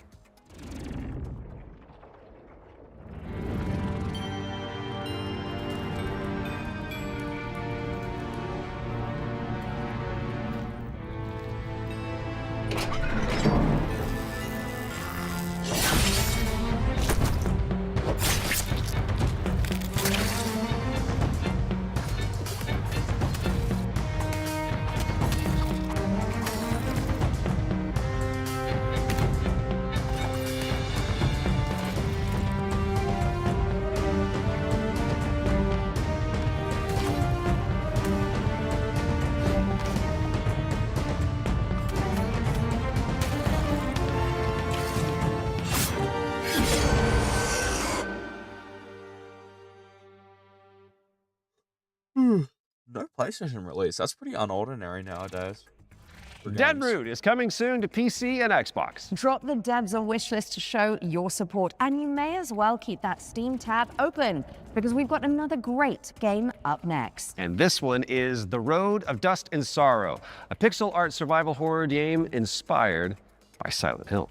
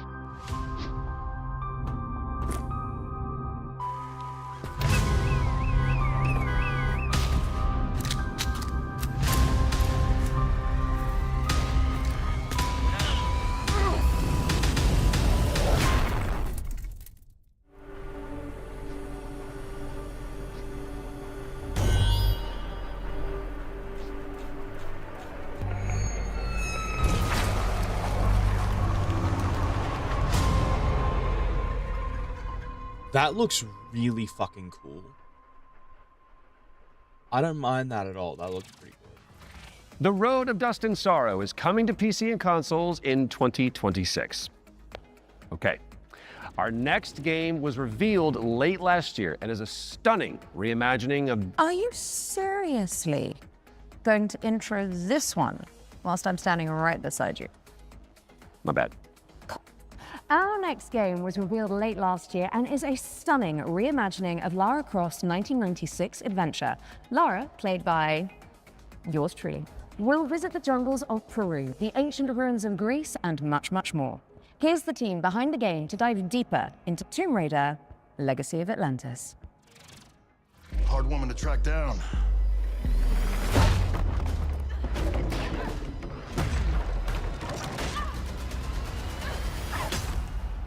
Well, you found me. Hi, I'm Hao Cicada, game director at Crystal Dynamics. Tomb Raider: Legacy of Atlantis is a stunning reimagining of Lara Croft's debut adventure. We've taken the legendary 1996 game and completely reimagined it from the ground up, with jaw-dropping visuals, modern gameplay, and a few new surprises. All while honoring the spirit of the original. Players will explore these extraordinarily dangerous worlds that have been lost to time. We're talking jungles of Peru, crumbling ruins of Greece, and the deserts of Egypt. Every location is packed with ancient artifacts and hidden secrets. Whether you are a longtime fan or someone picking up a Tomb Raider game for the very first time, this is the definitive way to experience the adventure that started it all. Tomb Raider pioneered 3D exploration back in 1996. With Legacy of Atlantis, we really wanted Lara's traversal to feel distinctively hers. It's precise, it's athletic, and deeply connected to the environments she's exploring. This is Lara at the top of her game. She's come through the Survivor era, emerged as a confident, accomplished adventurer, and you will see that in how she moves. The swan dives, the handstands, the acrobatic flourishes, they're all expressions of her character, and it's a lot of fun to watch it, but it's even more fun to play. It's important for us to distinguish that this isn't a remake. A remake rebuilds what already exists with modern technology. Tomb Raider: Legacy of Atlantis goes further than that and truly reimagines the debut game, all while keeping its soul intact. Environments are larger, iconic moments like Lara's battle against the T-Rex are transformed into epic gameplay encounters on a cinematic scale. The puzzles in Legacy of Atlantis are really satisfying. You're manipulating water flow, redirecting light beams, you're activating pressure plates, deciphering ancient symbols, all of it to unseal secrets that have been locked away for centuries. Every solution requires you to piece together what you've uncovered and think creatively in how to do it. And then obviously there's combat, which you've got Lara's iconic dual pistols, plus some other weapons that you can unlock along the way. This is the legendary adventure fans remember, reimagined in ways that weren't possible 30 years ago, with some new surprises. Tomb Raider: Legacy of Atlantis launches on February 12, 2027. It comes out on PlayStation 5, Xbox Series X and S, Steam, and Nintendo Switch 2. You can pre-order the game now. From the bottom of my heart and the rest of the development team, we cannot wait for everyone to experience this. Thank you so much. Some legends are destined to be retold.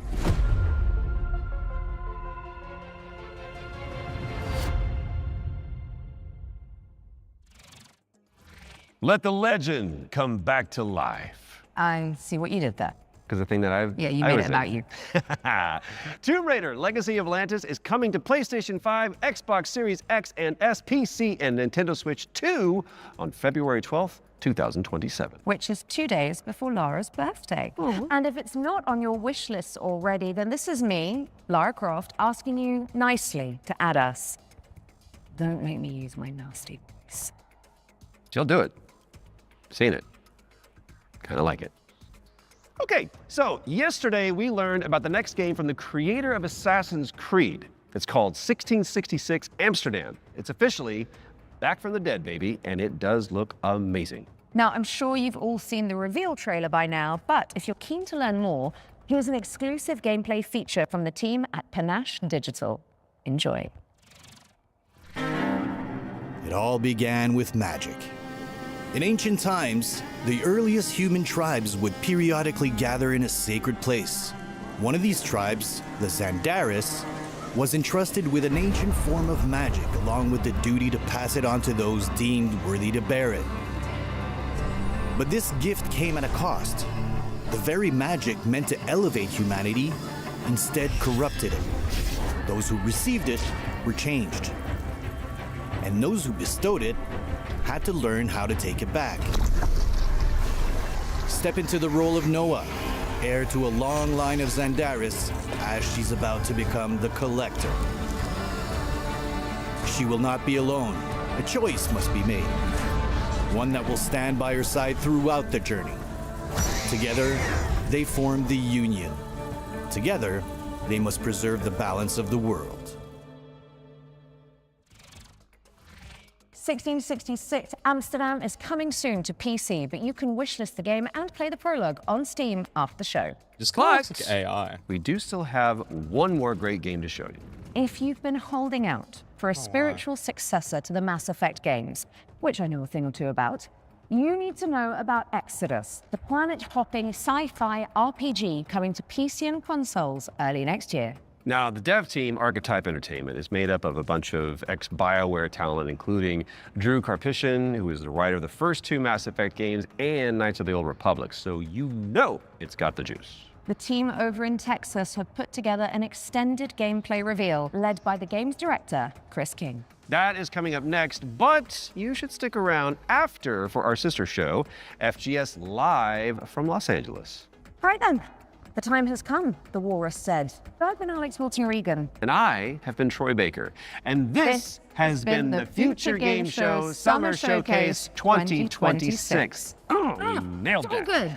I need to show Which you means all it is something. time for you, my dear friends, to enter the world of Exodus. Enjoy.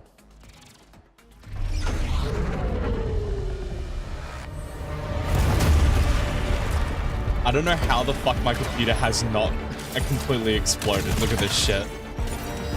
I'll let you all go back to the thing. Yeah.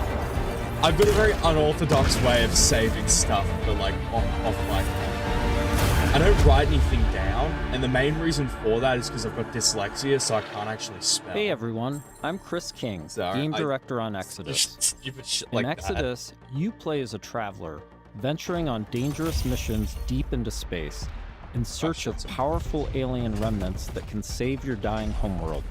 You'll journey to deadly planets, derelict ships, and the remains of lost worlds, while using your wits and teamwork to survive the terrifying creatures that try to stop you.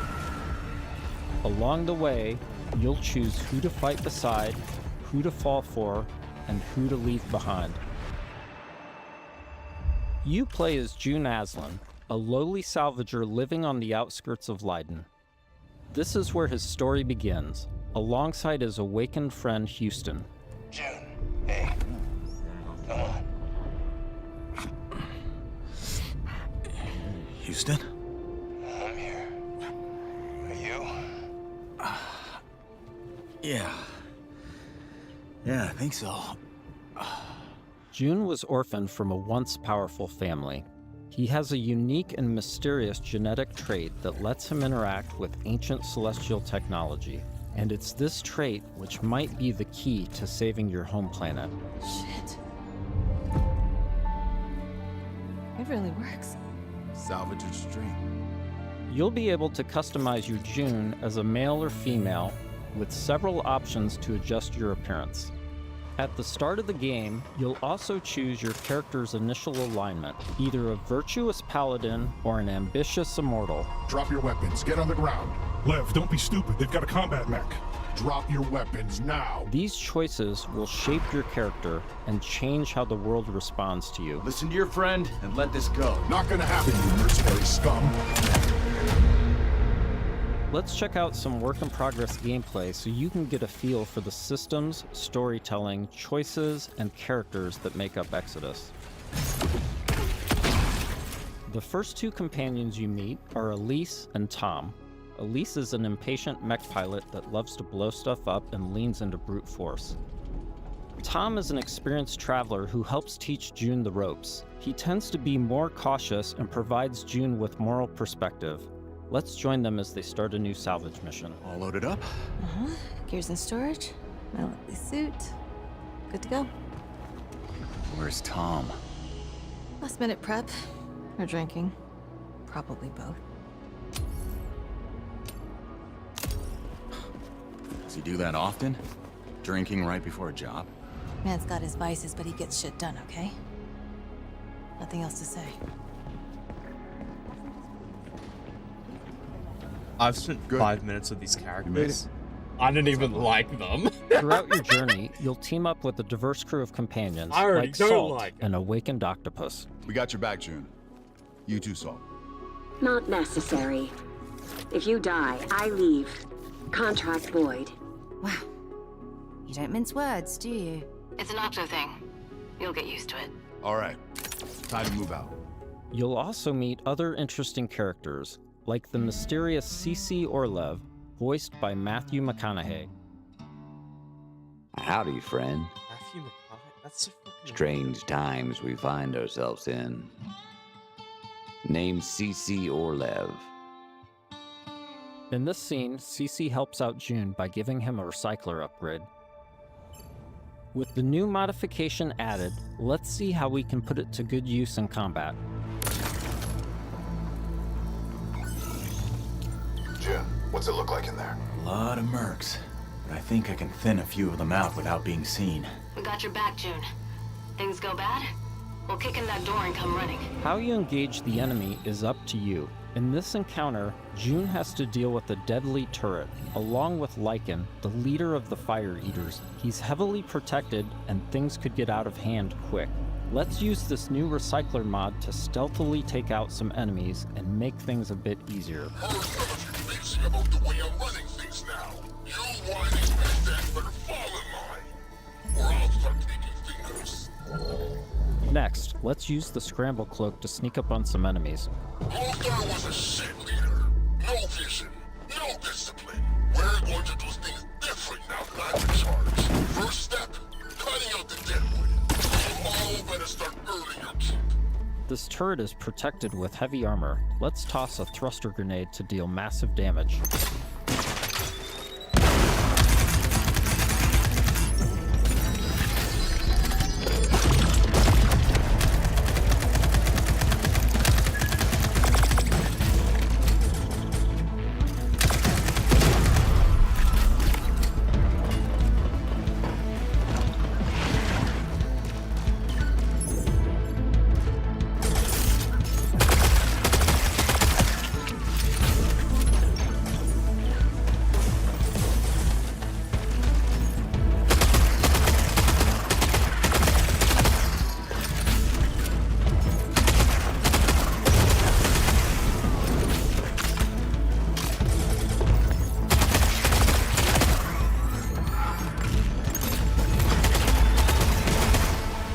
That did the trick. We now catch up to the team having made it to the salvage. However, rival mercenaries have already staked their claim. Gotta hand it to you. Never thought you pricks would make it this far. Too bad you reached the end of the road. We're just getting started. Making it past your friends was a breeze. I hope you're more of a challenge. We've got control of the auto-cannon. How's that for a challenge? Okay, that is going to be difficult. June and team have managed to push through the enemy defenses to the control room and I now don't like face the a pivotal dialogue. choice. June, time to do your thing. I'm in. Taking the guns offline now. Wait. Wait. This is a control room, right? Should be a way to open the airlock doors. Blast all those damn mercs out into space in one shot. Whoa, hold on. There could be dock workers and maintenance crew in there. We can't just vent the airlock. Fuck that. We're gonna walk up there to verify who's a merc and who's a zealot dock worker who might just kill us on sight anyway?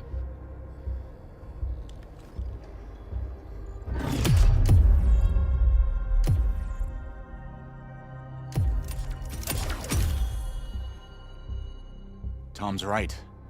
We can't be reckless when lives are at stake. But you don't mind putting our lives at risk? Yeah, well, that's kind of your job. I'd rather die in a fair fight than risk killing a single innocent bystander. Whatever. YOLO! I could use some more target practice anyway. Let's move. We've given the mercs too much of a head start already. As you travel across the cluster, you will hear stories of those who have been affected by time, like Tom's account of why he can never go home. You know the strangest part of being out here? Years have already passed on Leiden. Exactly. Spend a few hours on this world, a few days, a few weeks. It's all the same for the people back home. In between missions, you'll journey back to Persepolis, your primary hub and a major city on Leiden for both humans and Awakened. Good morning. Afternoon? I forget. Regardless, nice to meet you.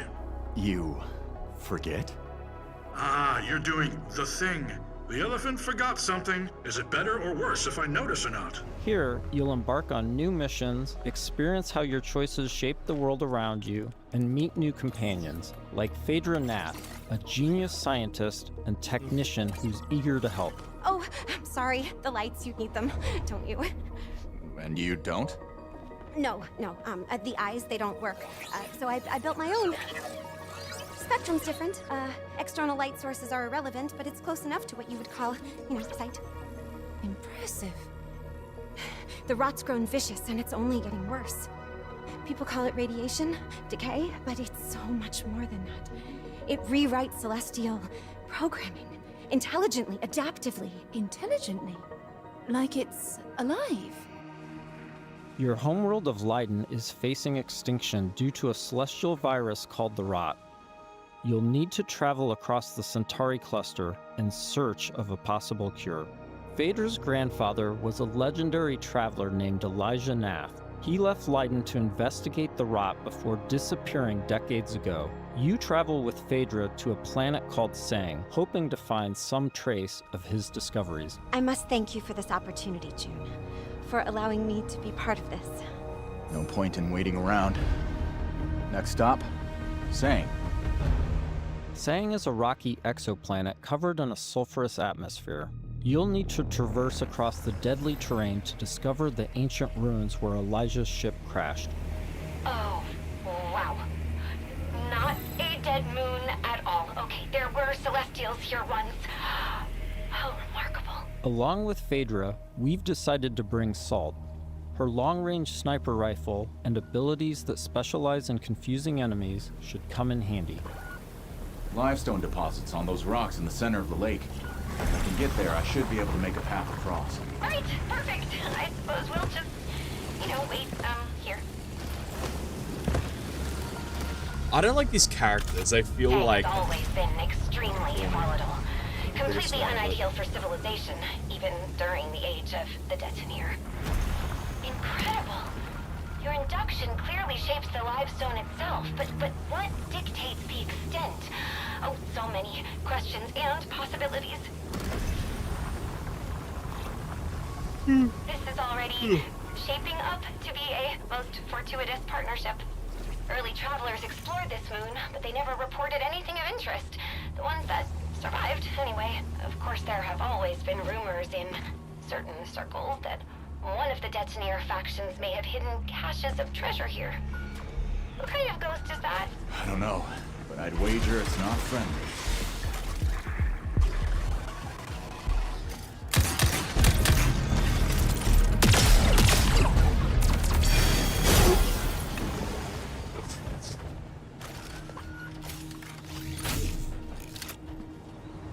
The number of ghosts is not decreasing.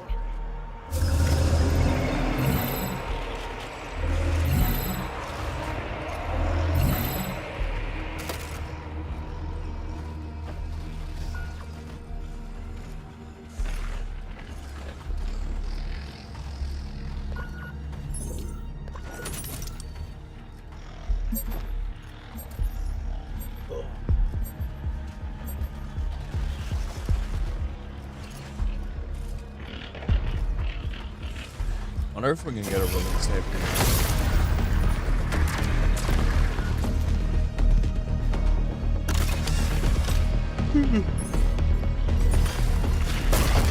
And when I say release date, I mean like a release date. All we know is 2027. Based on the way it looks, though, I think it's probably 2027. Seems probably going to be the case. Interesting. That door is also celestial. It looks like... Yes. Yes, this is definitely Truth-Seeker architecture. I might be able to use my drone to open this door. Shall I try? This is an incredible discovery, you know? So little of Sang has been explored. Because it's, so hostile. But now we can confirm that the Detonator Celestial did have a presence here. During missions, June will discover ancient technologies that upgrade his gauntlet, a powerful artifact passed down to him from his father. Once upgraded, it unlocks new possibilities for both traversal and combat. Any idea what this is? I can't decipher it, but clearly this artifact was held in great reverence. June, be careful. A celestial technology can affect human bodies in unexpected ways.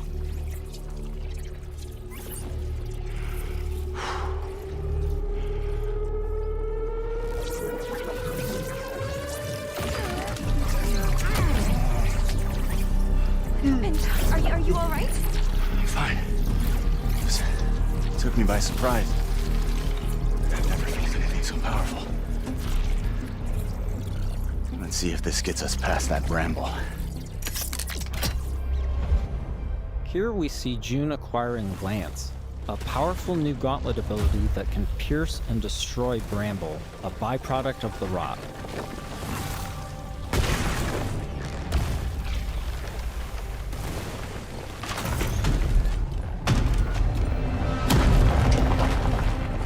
After pushing deeper into Sang, they learn a shocking truth. Phaedra's grandfather is still alive and guarding a terrible secret. You were warned. I told you to turn back. I told you there was nothing here for you but death. You've seen too much now. Stupid, stubborn children. Elijah has unleashed a corrupted and extremely powerful war machine on the team.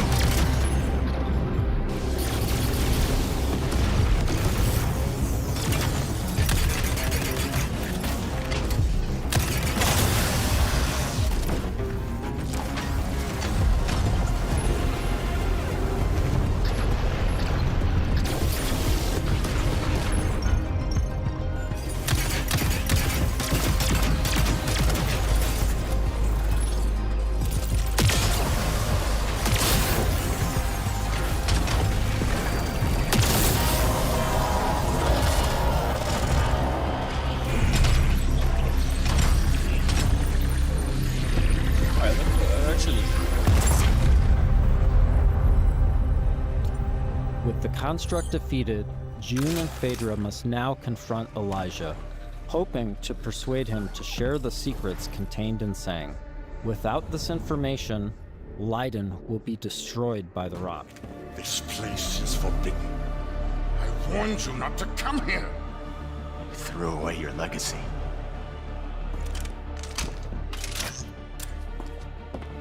Phaedra! Elijah, please. Whatever you are afraid of, the answer isn't more bloodshed. I need a promise. A solemn oath. I cannot stop you from claiming the secrets of this world. But my dynasty will be no part of this. Elijah, what are you doing? The Nath bloodline ends here, my child. With me and with you. I will take our dynasty to the grave rather than allow it to fall to the sway of Orion's spawn. I don't want to kill you. Drop your weapon and this doesn't have to end in bloodshed. But my dynasty ends here.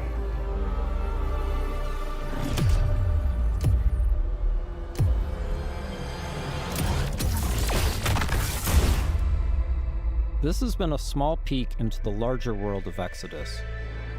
We're in the final stretch of development now, and we'll be sharing more details all the way up to launch.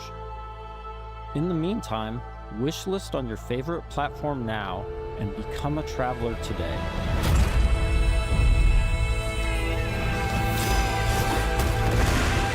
Yeah, I don't know. Actually, here's the thing. A lot of the dialogue and the story, it all seems very, like, corny. I think the story sounds good. I feel like a lot of the characters feel kind of corny and cringe. They definitely sounded very fucking corny. Oh yeah, coming early next year. But I think the gameplay looks really fun. I think it looks interesting. And I feel like the story could be something interesting. Right here, this is what I've been waiting for. But yeah, no, you know. Yeah, we'll watch the FB. I still got like 3 hours until like I've actually got to work, so. Yeah. I originally planned on like filming some stuff, but maybe I can pull something off. I don't know. We'll see.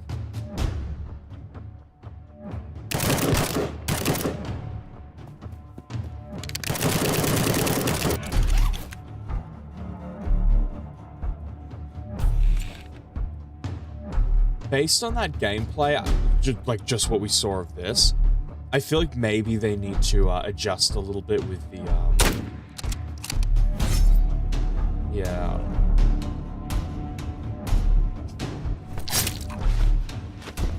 I think they need to adjust the, what's the term I'm looking for? Like the aiming thing, because it feels like a little bit weird.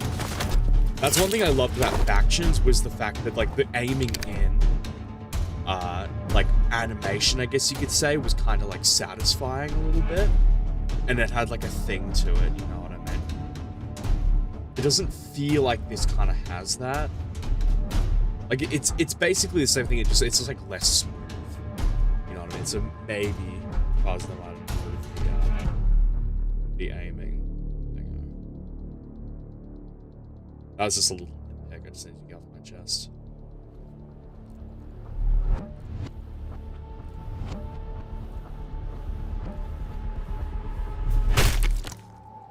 Wishlist now. Release day?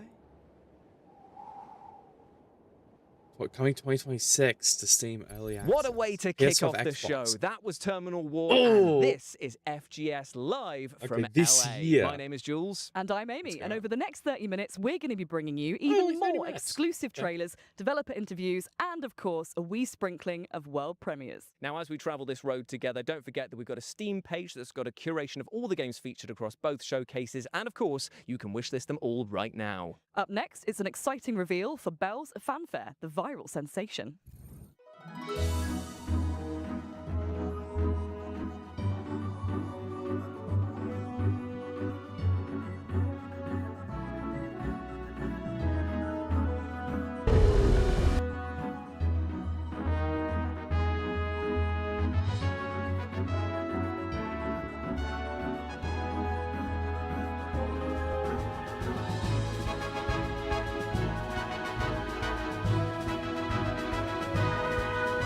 No, I think Terminal War looks amazing. But yeah, that is like my slight nitpick, because I feel like they do need to improve the, I think they need to improve and make the aiming in animation a little bit more smooth than what it is right now. Oh man, I can't believe how good Bell's fanfare looks. I will be putting every notification bell on that I can, because 2027 cannot come soon enough. Next, we're off to the action-packed world of Alcahest to take a look at the game's physics engine in action.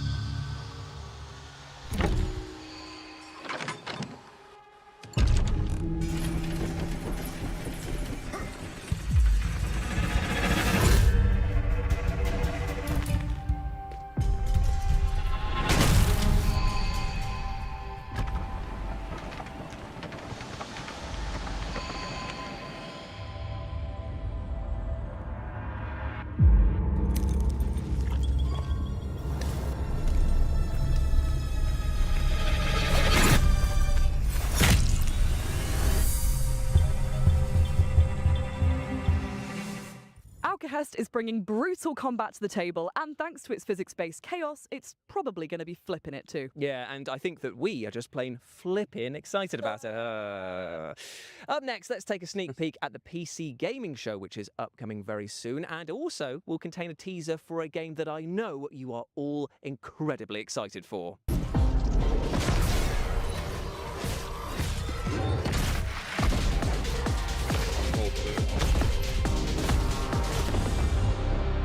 My name is Mikael Kasurinen, and I'm the creative director for Control Resonant. We hope you enjoyed this small teaser. Tune in tomorrow for the PC Gaming Show for the full reveal.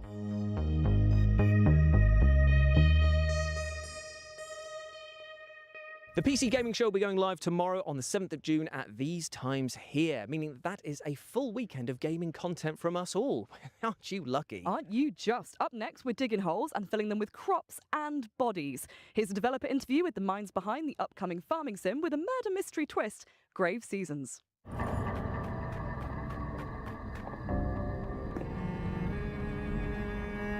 My name is Emmett Nail. I am the narrative director and co-founder at Perfect Garbage Studios, and we are creating Grave Seasons, our murder mystery farming simulator. In Grave Seasons, you not only have to grow your farm, build your relationships, but also figure out who the supernatural serial killer in town is going to target next. And as you play through, as you learn this killer's patterns, the year comes to an end, and as you start again, a different supernatural serial killer will be active at the start of the game. We essentially have a campaign for each killer, so they're fully scripted, fully unique storylines. It's a limited pool, but each time you start a new year in Ashen Ridge, we ask you to sort of re-enter town and a different killer will be active. We do want dating and romance to be really well integrated into the world, so you potentially could end up romancing the killer who's active. But as you romance, you'll learn more and more about these characters, delve into their backstories, and if you're romancing the killer, that same NPC's romance storyline will be different than if you've romanced them when they are not the killer. And your task isn't necessarily to catch them. You're not a cop. You're not a narc, really. Your job is to protect who's next if you want to. So you can craft and forage and find different ways of protecting the next potential victim from the killer if that's what you want to do. Or if you want to just watch chaos reign, you can do that too. So we can't say exactly how many killers there are right now, but what I'll say is that we do track and understand how much chaos you've sown in town. The game is paying attention to the choices you make or don't make, and the world changes as a result of those choices. I'm truly most excited for the first moment that a player decides to investigate a crime scene or to poke at the after effects of a murder. I think that that's a moment that really sets Grave Seasons apart and makes it clear that this is both a cozy game and also a horror game at the same time. And that moment of discovery and following clues and tracking down these leads is something that I'm really excited for players to get to experience. Again, you aren't playing a cop or really an authority figure in this game. So all you can do is follow clues and investigate these leads as you find them in the world. As each killer progresses outside of murder scenes and outside of these attack scenes, whether you've prevented it or not, things will change in the world, and PC's homes will change. The potential victims' homes will change. There might be different leads that will draw you to different spaces in town. Our writing team are huge horror fans, and so we're always going to try and sneak in little references and little hints for folks who have a keen eye out for that kind of thing. In-game, I will say that between playthroughs, there might be little secrets that you can uncover as you play more and more in Ashen Ridge as well, too. If you love the interpersonal dynamics of older farming sims like Harvest Moon, but you also love deeply written and sort of heartfelt character stories, you'll love Grave Seasons. We really want people to get invested in the characters and also in the world. I will say we have a demo coming soon. Can't say the exact date yet, but keep an eye out for that. Grave Seasons is coming to PC, Xbox, Nintendo Switch, and PlayStation. Feel free to wishlist us on Steam and check us out.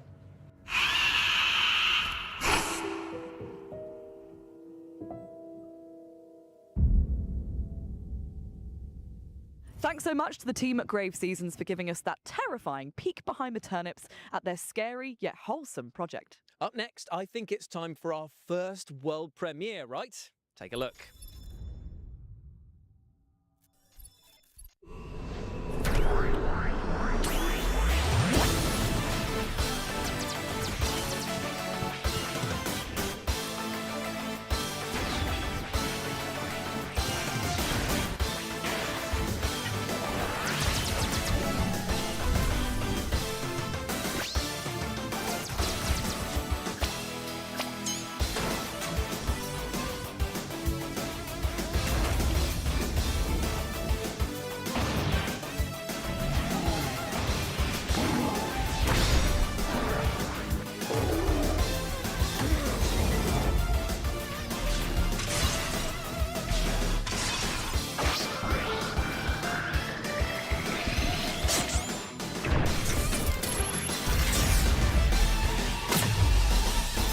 Gemini X. Fuck, I've been muted. I don't know for how long. Mega Man fans the world That's over are going to be rejoicing embarrassing. with the reveal there of Gemini X. I mean, it's got robots, it's got sci-fi action, and it is slick and stylish to boot. While we cool down from the LA Sun and that spicy world premiere, here's some back-to-back trailers for amazing games that are heading your way very soon. Oh yeah, I'm really happy Terminal War was like the opening game, to be honest. This looks so fucking good. I'm looking forward to it. It just takes like basically every box for a shooter.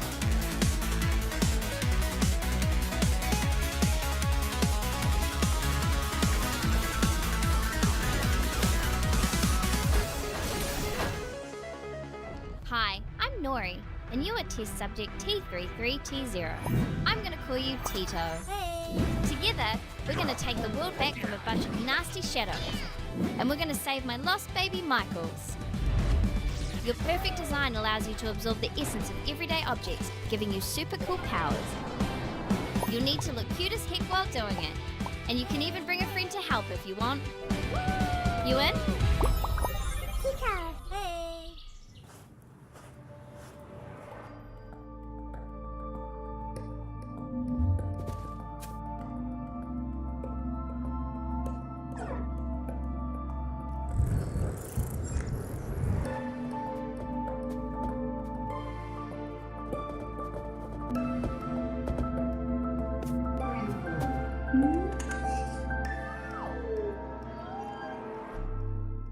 Yeah, that looks pretty cool.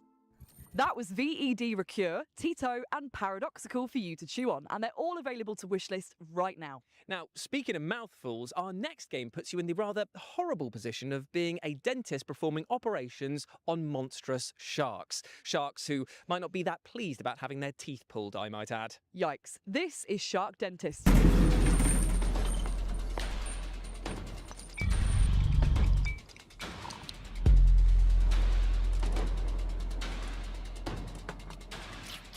Somebody just... Let the door slam open.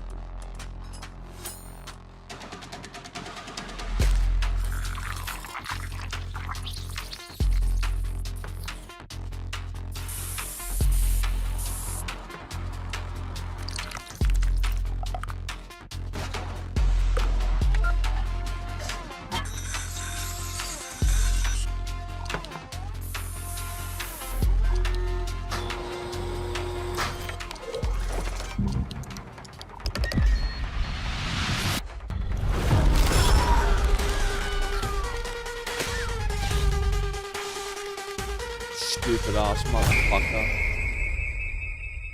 What were you thinking? Oof, as they say, a harpoon a day keeps the sharks in your dentist's office away. No one says that.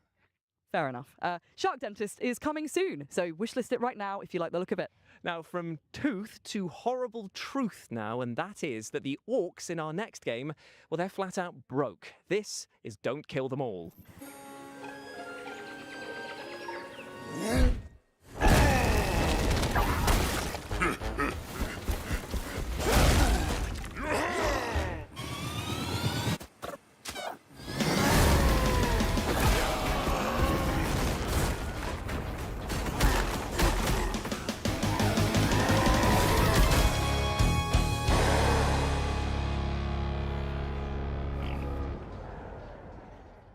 Dirty, smelly, and desperate to kill. Surely these orcs have got some competition with Jules. You can wishlist Don't Kill Them All right now, and there's also a free demo on Steam.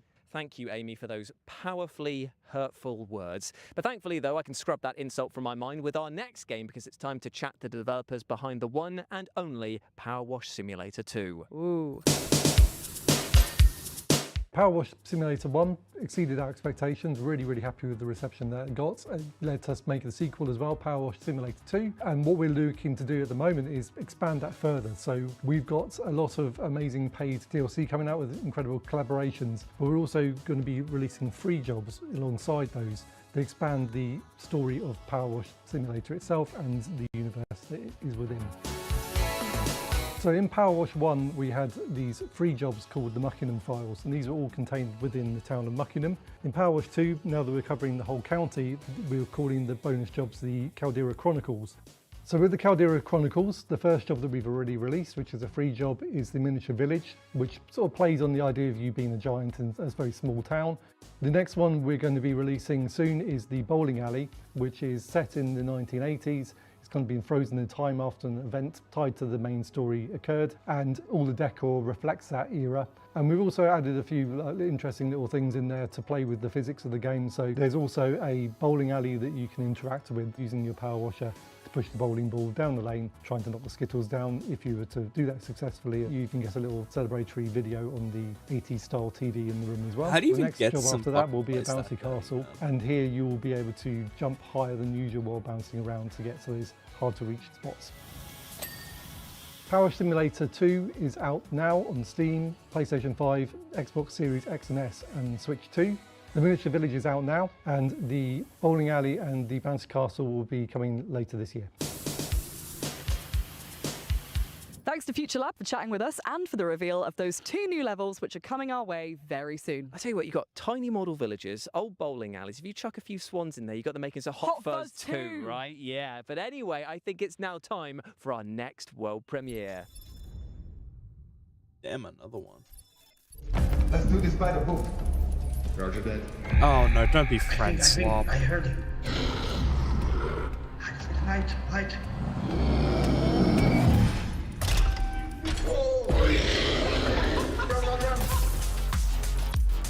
No, wait. I don't know, chat. I'm just gonna be brutally honest with y'all. I'm getting a little tired of this friend slot. Besides that one game that was just revealed. That one was really unique. Expendabots is an upcoming Extraction title with a cool twist of the fact that your little robot has a tiny 3D printer built onto their backs, meaning they can craft as they go. What's not to love? Being cursed. Sorry, what? You said what's not to love, and I think being cursed would significantly suck the joy out of life. Well, that's actually not entirely true, because our next game, Curse Mark, is all about being cursed, and it looks bloody fun as well. Check it out. Ooh. Oh.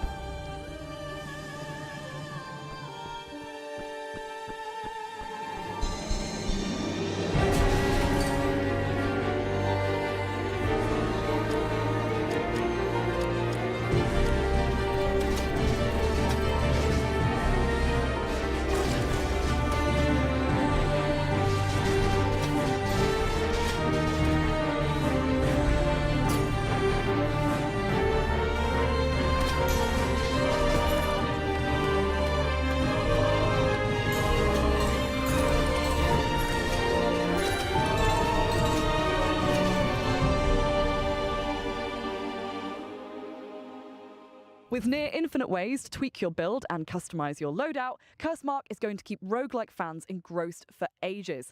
And it comes to early access on June the 8th. Indeed, it does. Now, our next game is a little strange, but bear with me in a pretty literal sense here, because Barbarian Saga, the Beastmaster, is all about using the power of animals to overcome huge challenges. Take a look.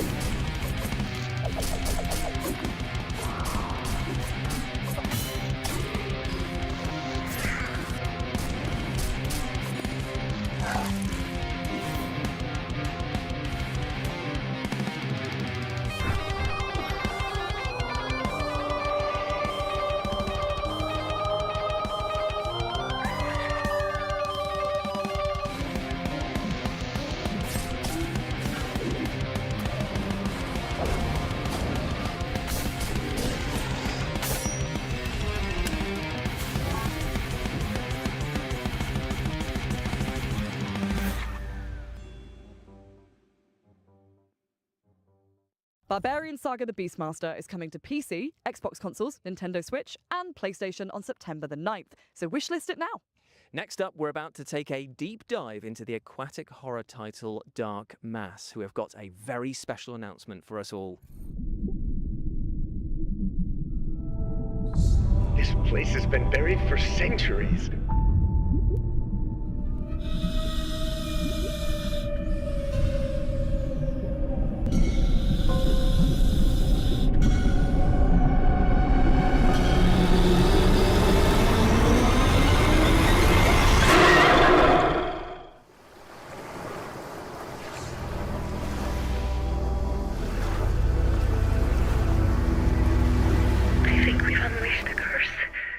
I tell you, if I had hair, it would be standing on end right now, because that looks horrifying. And you can pre-order the physical edition of Dark Mass for PS5 right now. From hairless friends, then, to fairy friends, in Witchspire, you play as a magical being who can tame and befriend enchanting creatures, and then take them into battle with you. Take a look. For centuries, our worlds were held together, bound by ancient witch spires and those who protected them.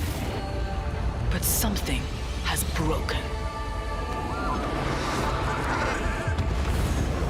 A great corruption is spreading. The fate of the worlds is in your hands.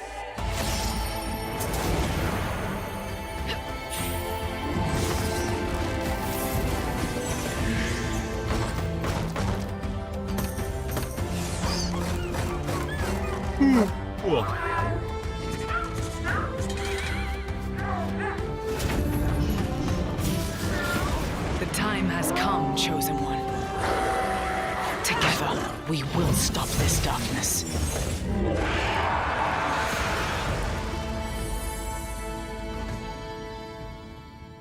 Alright, cool. Another June Witchspire release. is casting all the right spells on Oh, us, and I June. would not be surprised to see July. it magic itself onto your not wishlist July, by the it's end of the June. show. And speaking of magic, let's continue to pull another banger out of our hats now. And trust me, this is a doozy. Here is a developer interview with the awesome-looking Rayman Legends Retold. They are docile enough to ride now. Best make haste. I don't know. How long do these calming biscuits work for? Can we take some extra? As I said, make haste. Rayman Legends Retold is an ambitious remake of a cult game released in 2013, Rayman Legends, and it's be expanded with new gameplays, new levels, new story.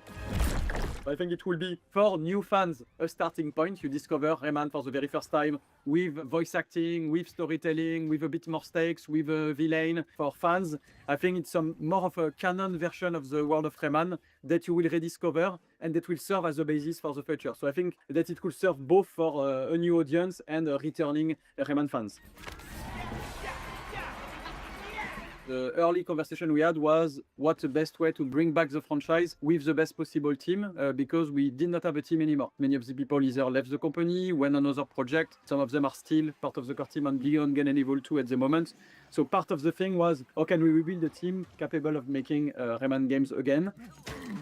Really quickly, we also defined what could make Rayman Legends a better game if we reinvent it in terms of flow, modernization, etc. And also, we defined really early that we wanted new content. That because it's a game that not 30 years old or 20 years old like some older remakes, and that's how it led us naturally to a more musical level because they were cool and we made brand new ones. A new entire world, World of the Dead, with a new ability to have more of the platforming that people loved, and brand new levels in terms of gameplay.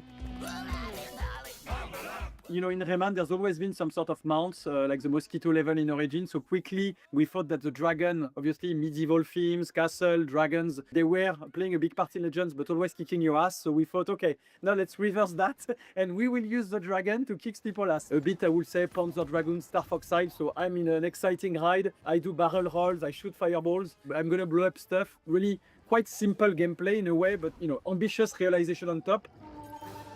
The intention of the sixth world, it came from a will also to have a new tonality and a new side-scroll gameplay that were a bit on the more difficult side. And then as we were thinking about the new narration, especially introducing a new villain for the IP, that's how it led us to the theme of corruption, that villain that you will see in the trailer. And that guy basically is corrupting all the bosses, but also has took entire control of the World of the Dead. And so basically to kick his ass, you need to go in the World of the Dead, and to survive there, you will use that new ability, the power of light, to face enemies and obstacles. And it's more of, really cool platforming gameplay of Rayman Legends in brand new levels. Because they are brand new levels, we can play more with 3D.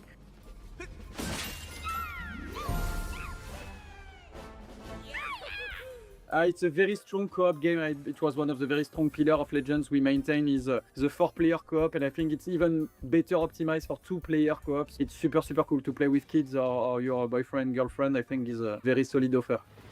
So Rayman Legends Retold is coming for all platforms on October 1st, and I'm enthusiastic to have everybody playing it and trying it out.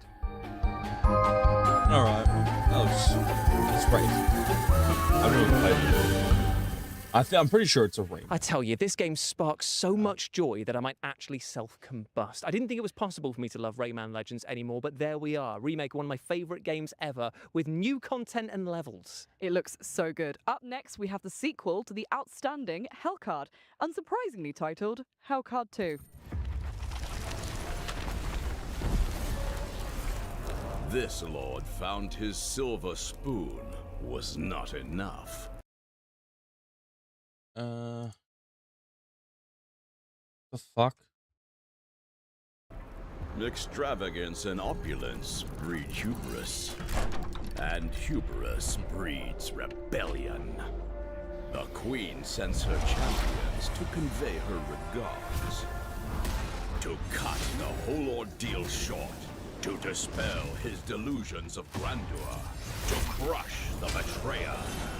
And yet, the Lord still has an ace up his sleeve.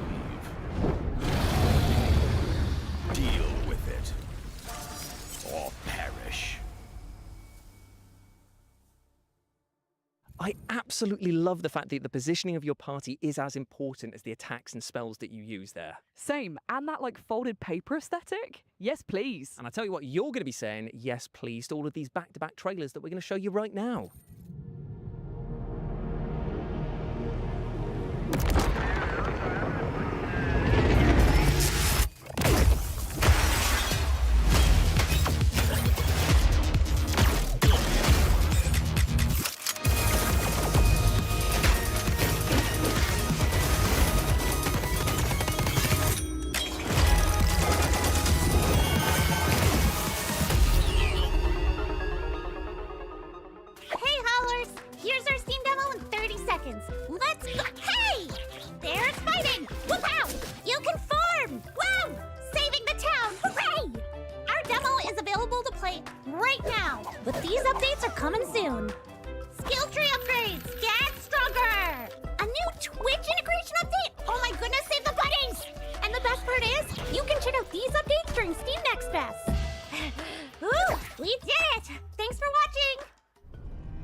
told me not to come look for him. Anyone in there? But I've never been good at following the rules. The place doesn't feel right these days. Welcome to Deephaven. Too quiet. So all those stories were true. You also made it back here. He was right all along. I suggest you stay out of this. That was A Pulse, The Rabbit Hole, and Dimhaven, The Lost Source, and you can wishlist them all right now. Up next, we have a brand new trailer for a game that is taking the world by storm with rave reviews from fans and critics alike. This is Black Jacket.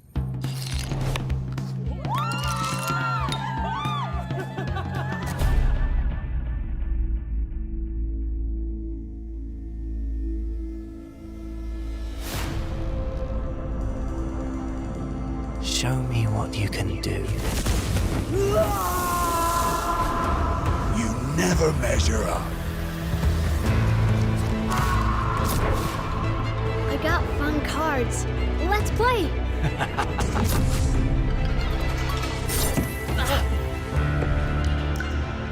Why do you keep coming back? Nothing good lasts.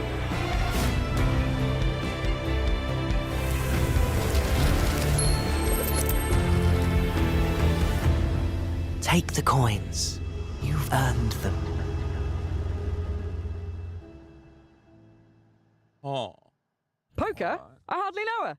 Well, firstly, it's Blackjack, and secondly, I'm phoning HR, all right? You are such a grass, honestly. Black Jacket is out now on PS5, PC, Xbox consoles, and Nintendo Switch. Indeed, it is. Now, you might have noticed this rather fashionable t-shirt that I'm wearing and thought to yourselves, oh, why is he wearing that? Well, I'd love to say it's because I'm a slave to fashion and just love wearing dark clothing on one of the sunniest days here ever in LA, but it's actually because it pertains to the final game of our showcase and our next world premiere. Ooh, before we see what that could be, we just want to extend a massive thank you to everyone who took part in the summer showcase and live from LA, to all of you at home for watching and the team that made this happen. Indeed, indeed. And if you go over to Steam and type in Future Game Show, you can see all of the titles that we've had across both showcases, and why not show the devs some love and wishlist them all, my friends. But as ever, I have been Jules. I've been Amy, and we'll see you in Cologne in August for our run of shows at Gamescom. Bye. Bye.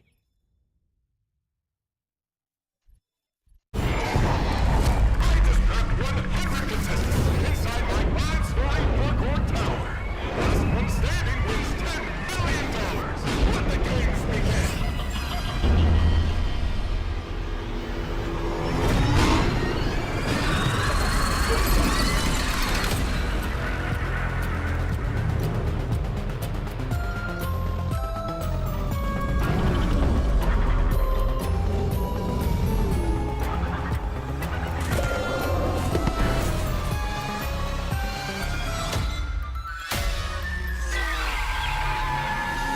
How far would you be willing to go? For $10 million.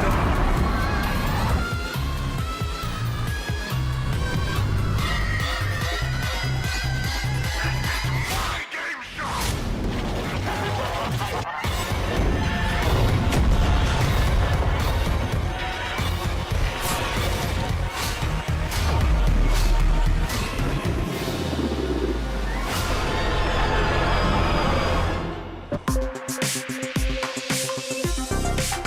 Wow, that was lovely.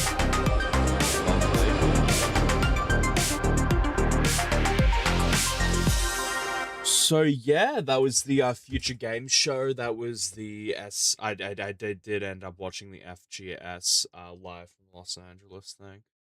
I had time. It was only 30 minutes long, so it's really not that bad.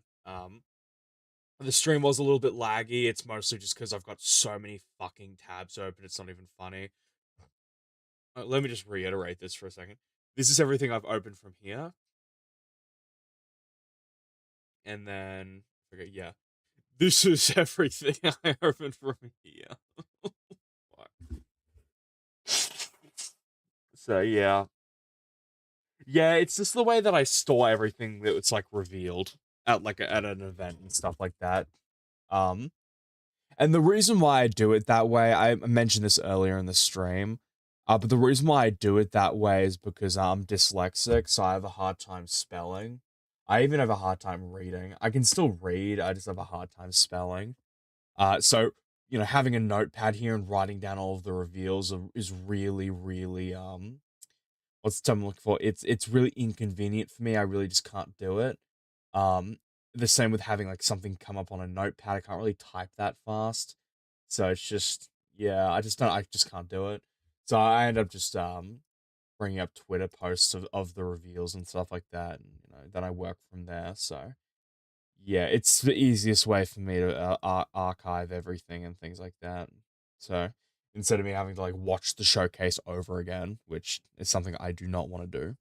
So yeah, but that was the Future Games show. There was some pretty good announcements there. Like let me go through everything that was revealed. Because conveniently I've got a tab here. We'll just go through a couple. I won't go through this entire list, but yeah, Arizona Sunshine, a flat screen remake of the first game.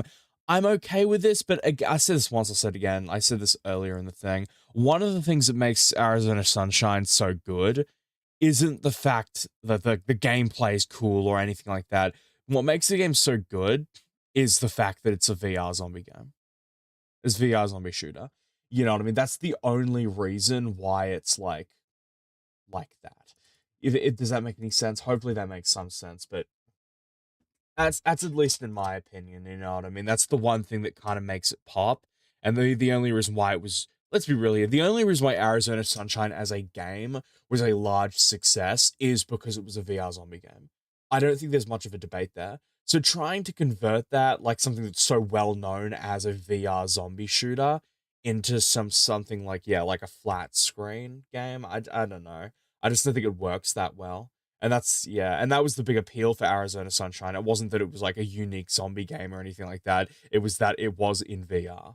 You know what I mean? So the fact that they're taking that away, I don't know about that one, you know. But we'll see what happens. Maybe it ends up being really good. Who knows? What else? Yeah, again, you sign up for pre-alpha playtesting. I might have to do that. I think War Dogs looks really good. It's meant to be releasing this summer, so I'm looking forward to it. I think it's going to be a great tactical shooter. The Pines. The Pines is such a weird one because I think it looks great, by the way. I'm not going to criticize the game at all, but one thing I think is interesting is the fact that games like The Pine aren't coming to console, but then there'll be this like random ass indie game that's just like, yeah, it's coming to all platforms. It's like, how the fuck does that even happen? So random. We'll do, yeah, Engine Fall. I think Engine Fall looks fine. Another extraction shooter, whatever. Yeah, they had a little thing for Gotham remake. What else was there? Oh yeah, a Halloween game. I didn't really get to fully express the way that I felt about this, but I think it's really fucking cool that they're doing a little bit more with the game instead of just having it be like another generic like horror fucking multiplayer game. You know, you guys know the games I'm talking about. So the fact that they're going to be like doing a story and everything with it, I think is really cool. It shows that they've got a lot of ambition for it, and they're doing just that little bit more than just, you know, your basic multiplayer game. So I like the fact that it's going to have a story. I think that's cool. What else was shown? Another roguelike light. It's whatever. You know, like I finished Hades this year, and I finished Soros. I'm a little tired from those, so whatever. What else cool that was announced? This one kind of looked lame, I'm not gonna lie. It just looks so fucking generic. It just looked like one of those generic ass like modern day games, you know. I'm just not interested that much, you know. I'll just say that much. But I thought this one looked really cool. I think, yeah. So it's coming to PS5 and Steam, so it must be a PlayStation exclusive game, which is interesting. I think it looks great. Don't get me wrong, I'm a little burnt out with Souls games, but I don't know. I think it's got a lot of potential. So yeah. Go to the next one. I don't really care about that. I already said my mind on that one. Thought this looked kind of cool, the horror game on October 1st. Oh yeah, a little bit more on Assassin's Creed Black Flag. One thing I need to clarify is earlier in the stream I was like, we don't want more shadows. And I completely stick by that statement. I don't know any, like, I literally don't know a single person that actually really likes shadows. I know, oh, sorry, no, let me reframe. I know one person that really liked shadows, and that's basically it. Everyone else just thought it was like, whatever. And I think that sums up shadows so well, is shadows is just a whatever game. It's just fine. You know what I mean? It's not bad. It's just whatever. It's fine. It's not great. It's not bad. That's the best way I can sum up shadows. So in all honesty, I really don't want Black Flag Resynced to be more like shadows, because I just think shadows is a prime example of just, I think it is modern day slop. That's what I would consider modern day slop. You know what I mean? It's something like Assassin's Creed Shadows. It was just boring, bland. It was just nothing. It was just such a nothing burger of a game. You know what I mean? I know I'm probably being a little harsh on it right now, but it really was just boring and bland and nothing. You know what I mean? Just such a fucking bad game. You know, I really didn't like the game. I just thought it was so boring. So much potential. But, you know, first Assassin's Creed game set in Japan, and they just kind of, like, drop the ball. It's just so disappointing. Then again, it wasn't really smart to be releasing that game in the same year as Ghost of Yotei. That was fucking stupid.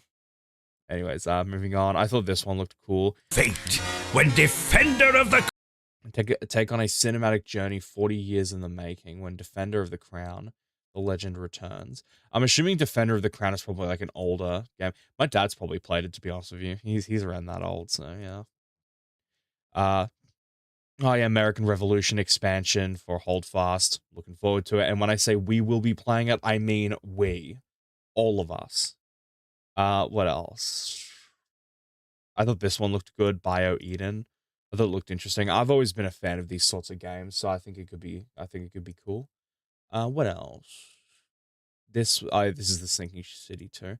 I don't know. I'm not a big fan of survival horror games, so, you know, and I know the first one's just kind of whatever, so I don't know. Yeah. Maybe. This one looked kind of lame, I'm not going to lie. What else? Yeah, new expansion for the Altars. Yeah, I don't know. The Altars was kind of fun. Maybe I'll play it.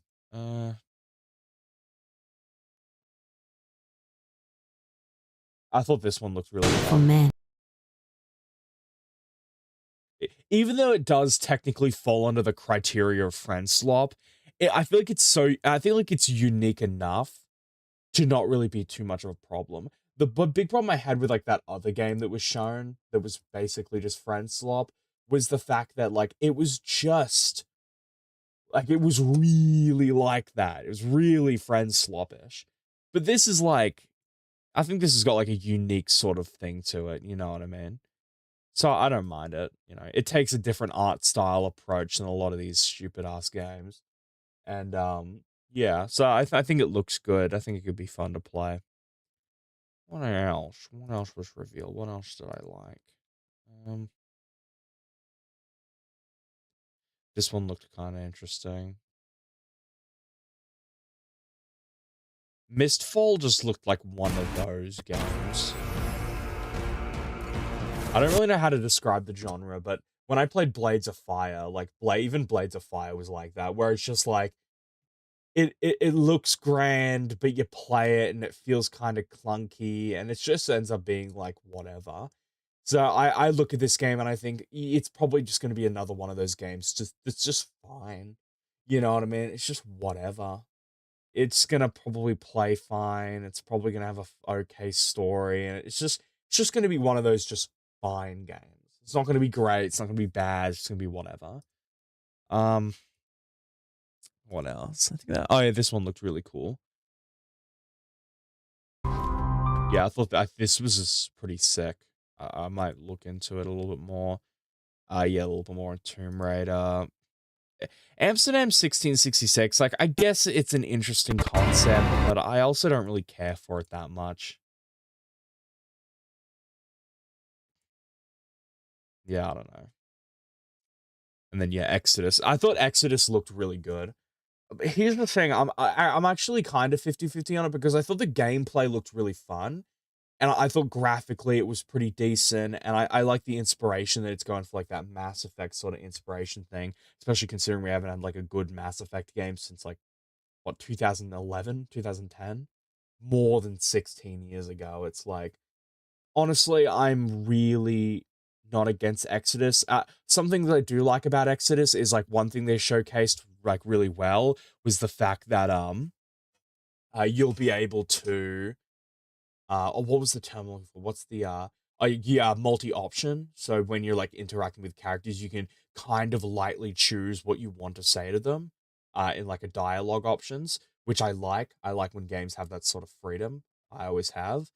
But the only thing I really didn't like about the game is I didn't find myself being that drawn in with the story. So maybe that the story ends up being, like, whatever, but who really knows? And then also with Exodus, I didn't really like any of the characters. I thought the characters were kind of corny. I thought they kind of talked corny. I thought the things they said were kind of cringe, and they just seemed very, like, stereotypical. It's just whatever characters, you know what I mean? Just your run-of-the-mill shit. What else? Yeah, we got a little bit on Terminal War. I thought Terminal War, again, looked amazing. Again, the only nitpick I had about Terminal War was the fact that, like, the aim-in animation, like, the animation to go aim-in wasn't too scenic and wasn't too smooth. And the only reason why I say, like, the only reason why I point something like that out is because one thing that is so incredibly great about factions in The Last of Us Combat is how smooth everything is and how scenic it all is and how cinematic it all is. And that's what makes factions so satisfying and so fun to play, you know? So I think what Terminal War needs to lock down really well is why factions was so satisfying and why factions were so great. And it was how scenic and satisfying the gameplay is. For Terminal War to succeed, it needs to try to capture that too. It needs to try to go for the very, like, scenic and very satisfying gameplay look. Let me bring it up on my main monitor. I just want to have that there. So that's the thing. I think that Terminal War needs to do that. I think they need to take it in, and I think they need to make sure that the gunplay and everything is very, like, smooth, it's very scenic, it's very, like, slidey. You know what I mean? So that should be what Terminal War's developers should do before the game's launch. They should really try to get it really smooth and scenic. So yeah, that's the one thing I do need to mention with this game. Then don't care about that one. Don't care about that one. Oh yeah, there's just a shark cleaning one. What else was revealed? This one, Genshin stuff. Yeah, I don't know. I think that was mostly it. I hate when Twitter does that, where I can't, like, pause things. Yeah, and then a lot of these just aren't really something I'd play. This looks pretty cool.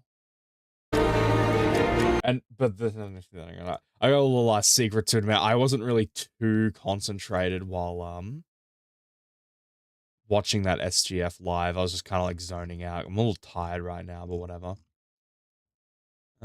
This was the last one. Yeah. I don't know. It looks kind of cool. Yeah. Yeah. During that whole SGF thing, I was not concentrated on this. So yeah. But yeah, no, I thought it was overall, like, a pretty decent showcase. Nothing really too out of the ordinary. I liked it. Yeah, I thought it was fun. It was cool. It was whatever, you know. So yeah, that was the Future Games show. Let's just scroll Twitter for a second. Let's see what's going on, if anything's happened. Crimson Moon's gonna be great. I'm actually really looking forward to Crimson Moon. In fall of 2026. We still haven't got, like, a firm release date yet, which does get me a little worried, but that's fine. I'm piping up War Dogs. I'm piping it up. War Dogs is shit. All right then, buddy. Yeah, I guess so. What else? Yeah, Exodus, cool. Bloomer Team just revealed the DLC for Chronos: The New Dawn. Yeah, right here. The Lazarus DLC announced. Yeah, that's pretty cool. Wolf Among Us Remastered.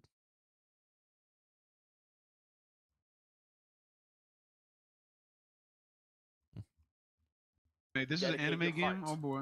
To this video game. Dedicate your heart to this, he says. One Piece video game. That's Oh, yeah, it. if this isn't some shit. Oh.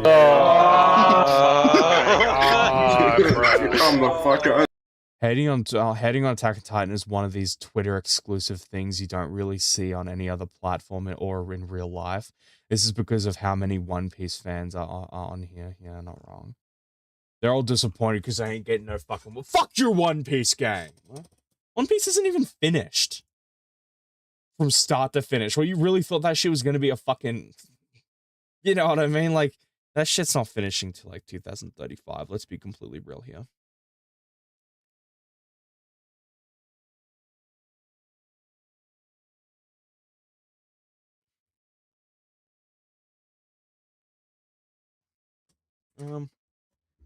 Wait, 40k on a fucking anime game is crazy. I don't know, we still had motion.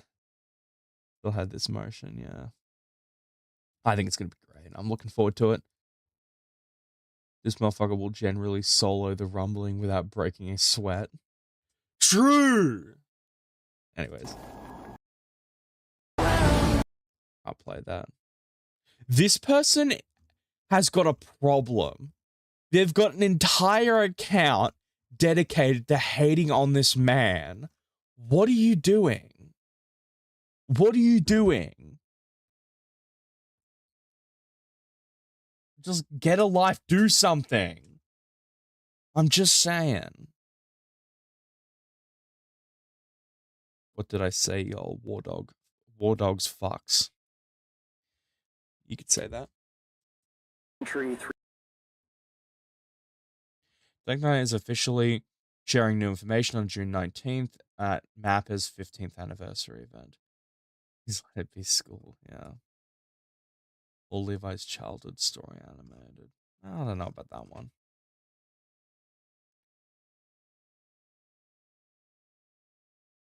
Is that there? Whatever. Alright, I think that's mostly it. I'm gonna go. And I'm going to go record some stuff while I still got time to do that. Shouldn't show that. And yeah, all good. That was very productive. All right, bye.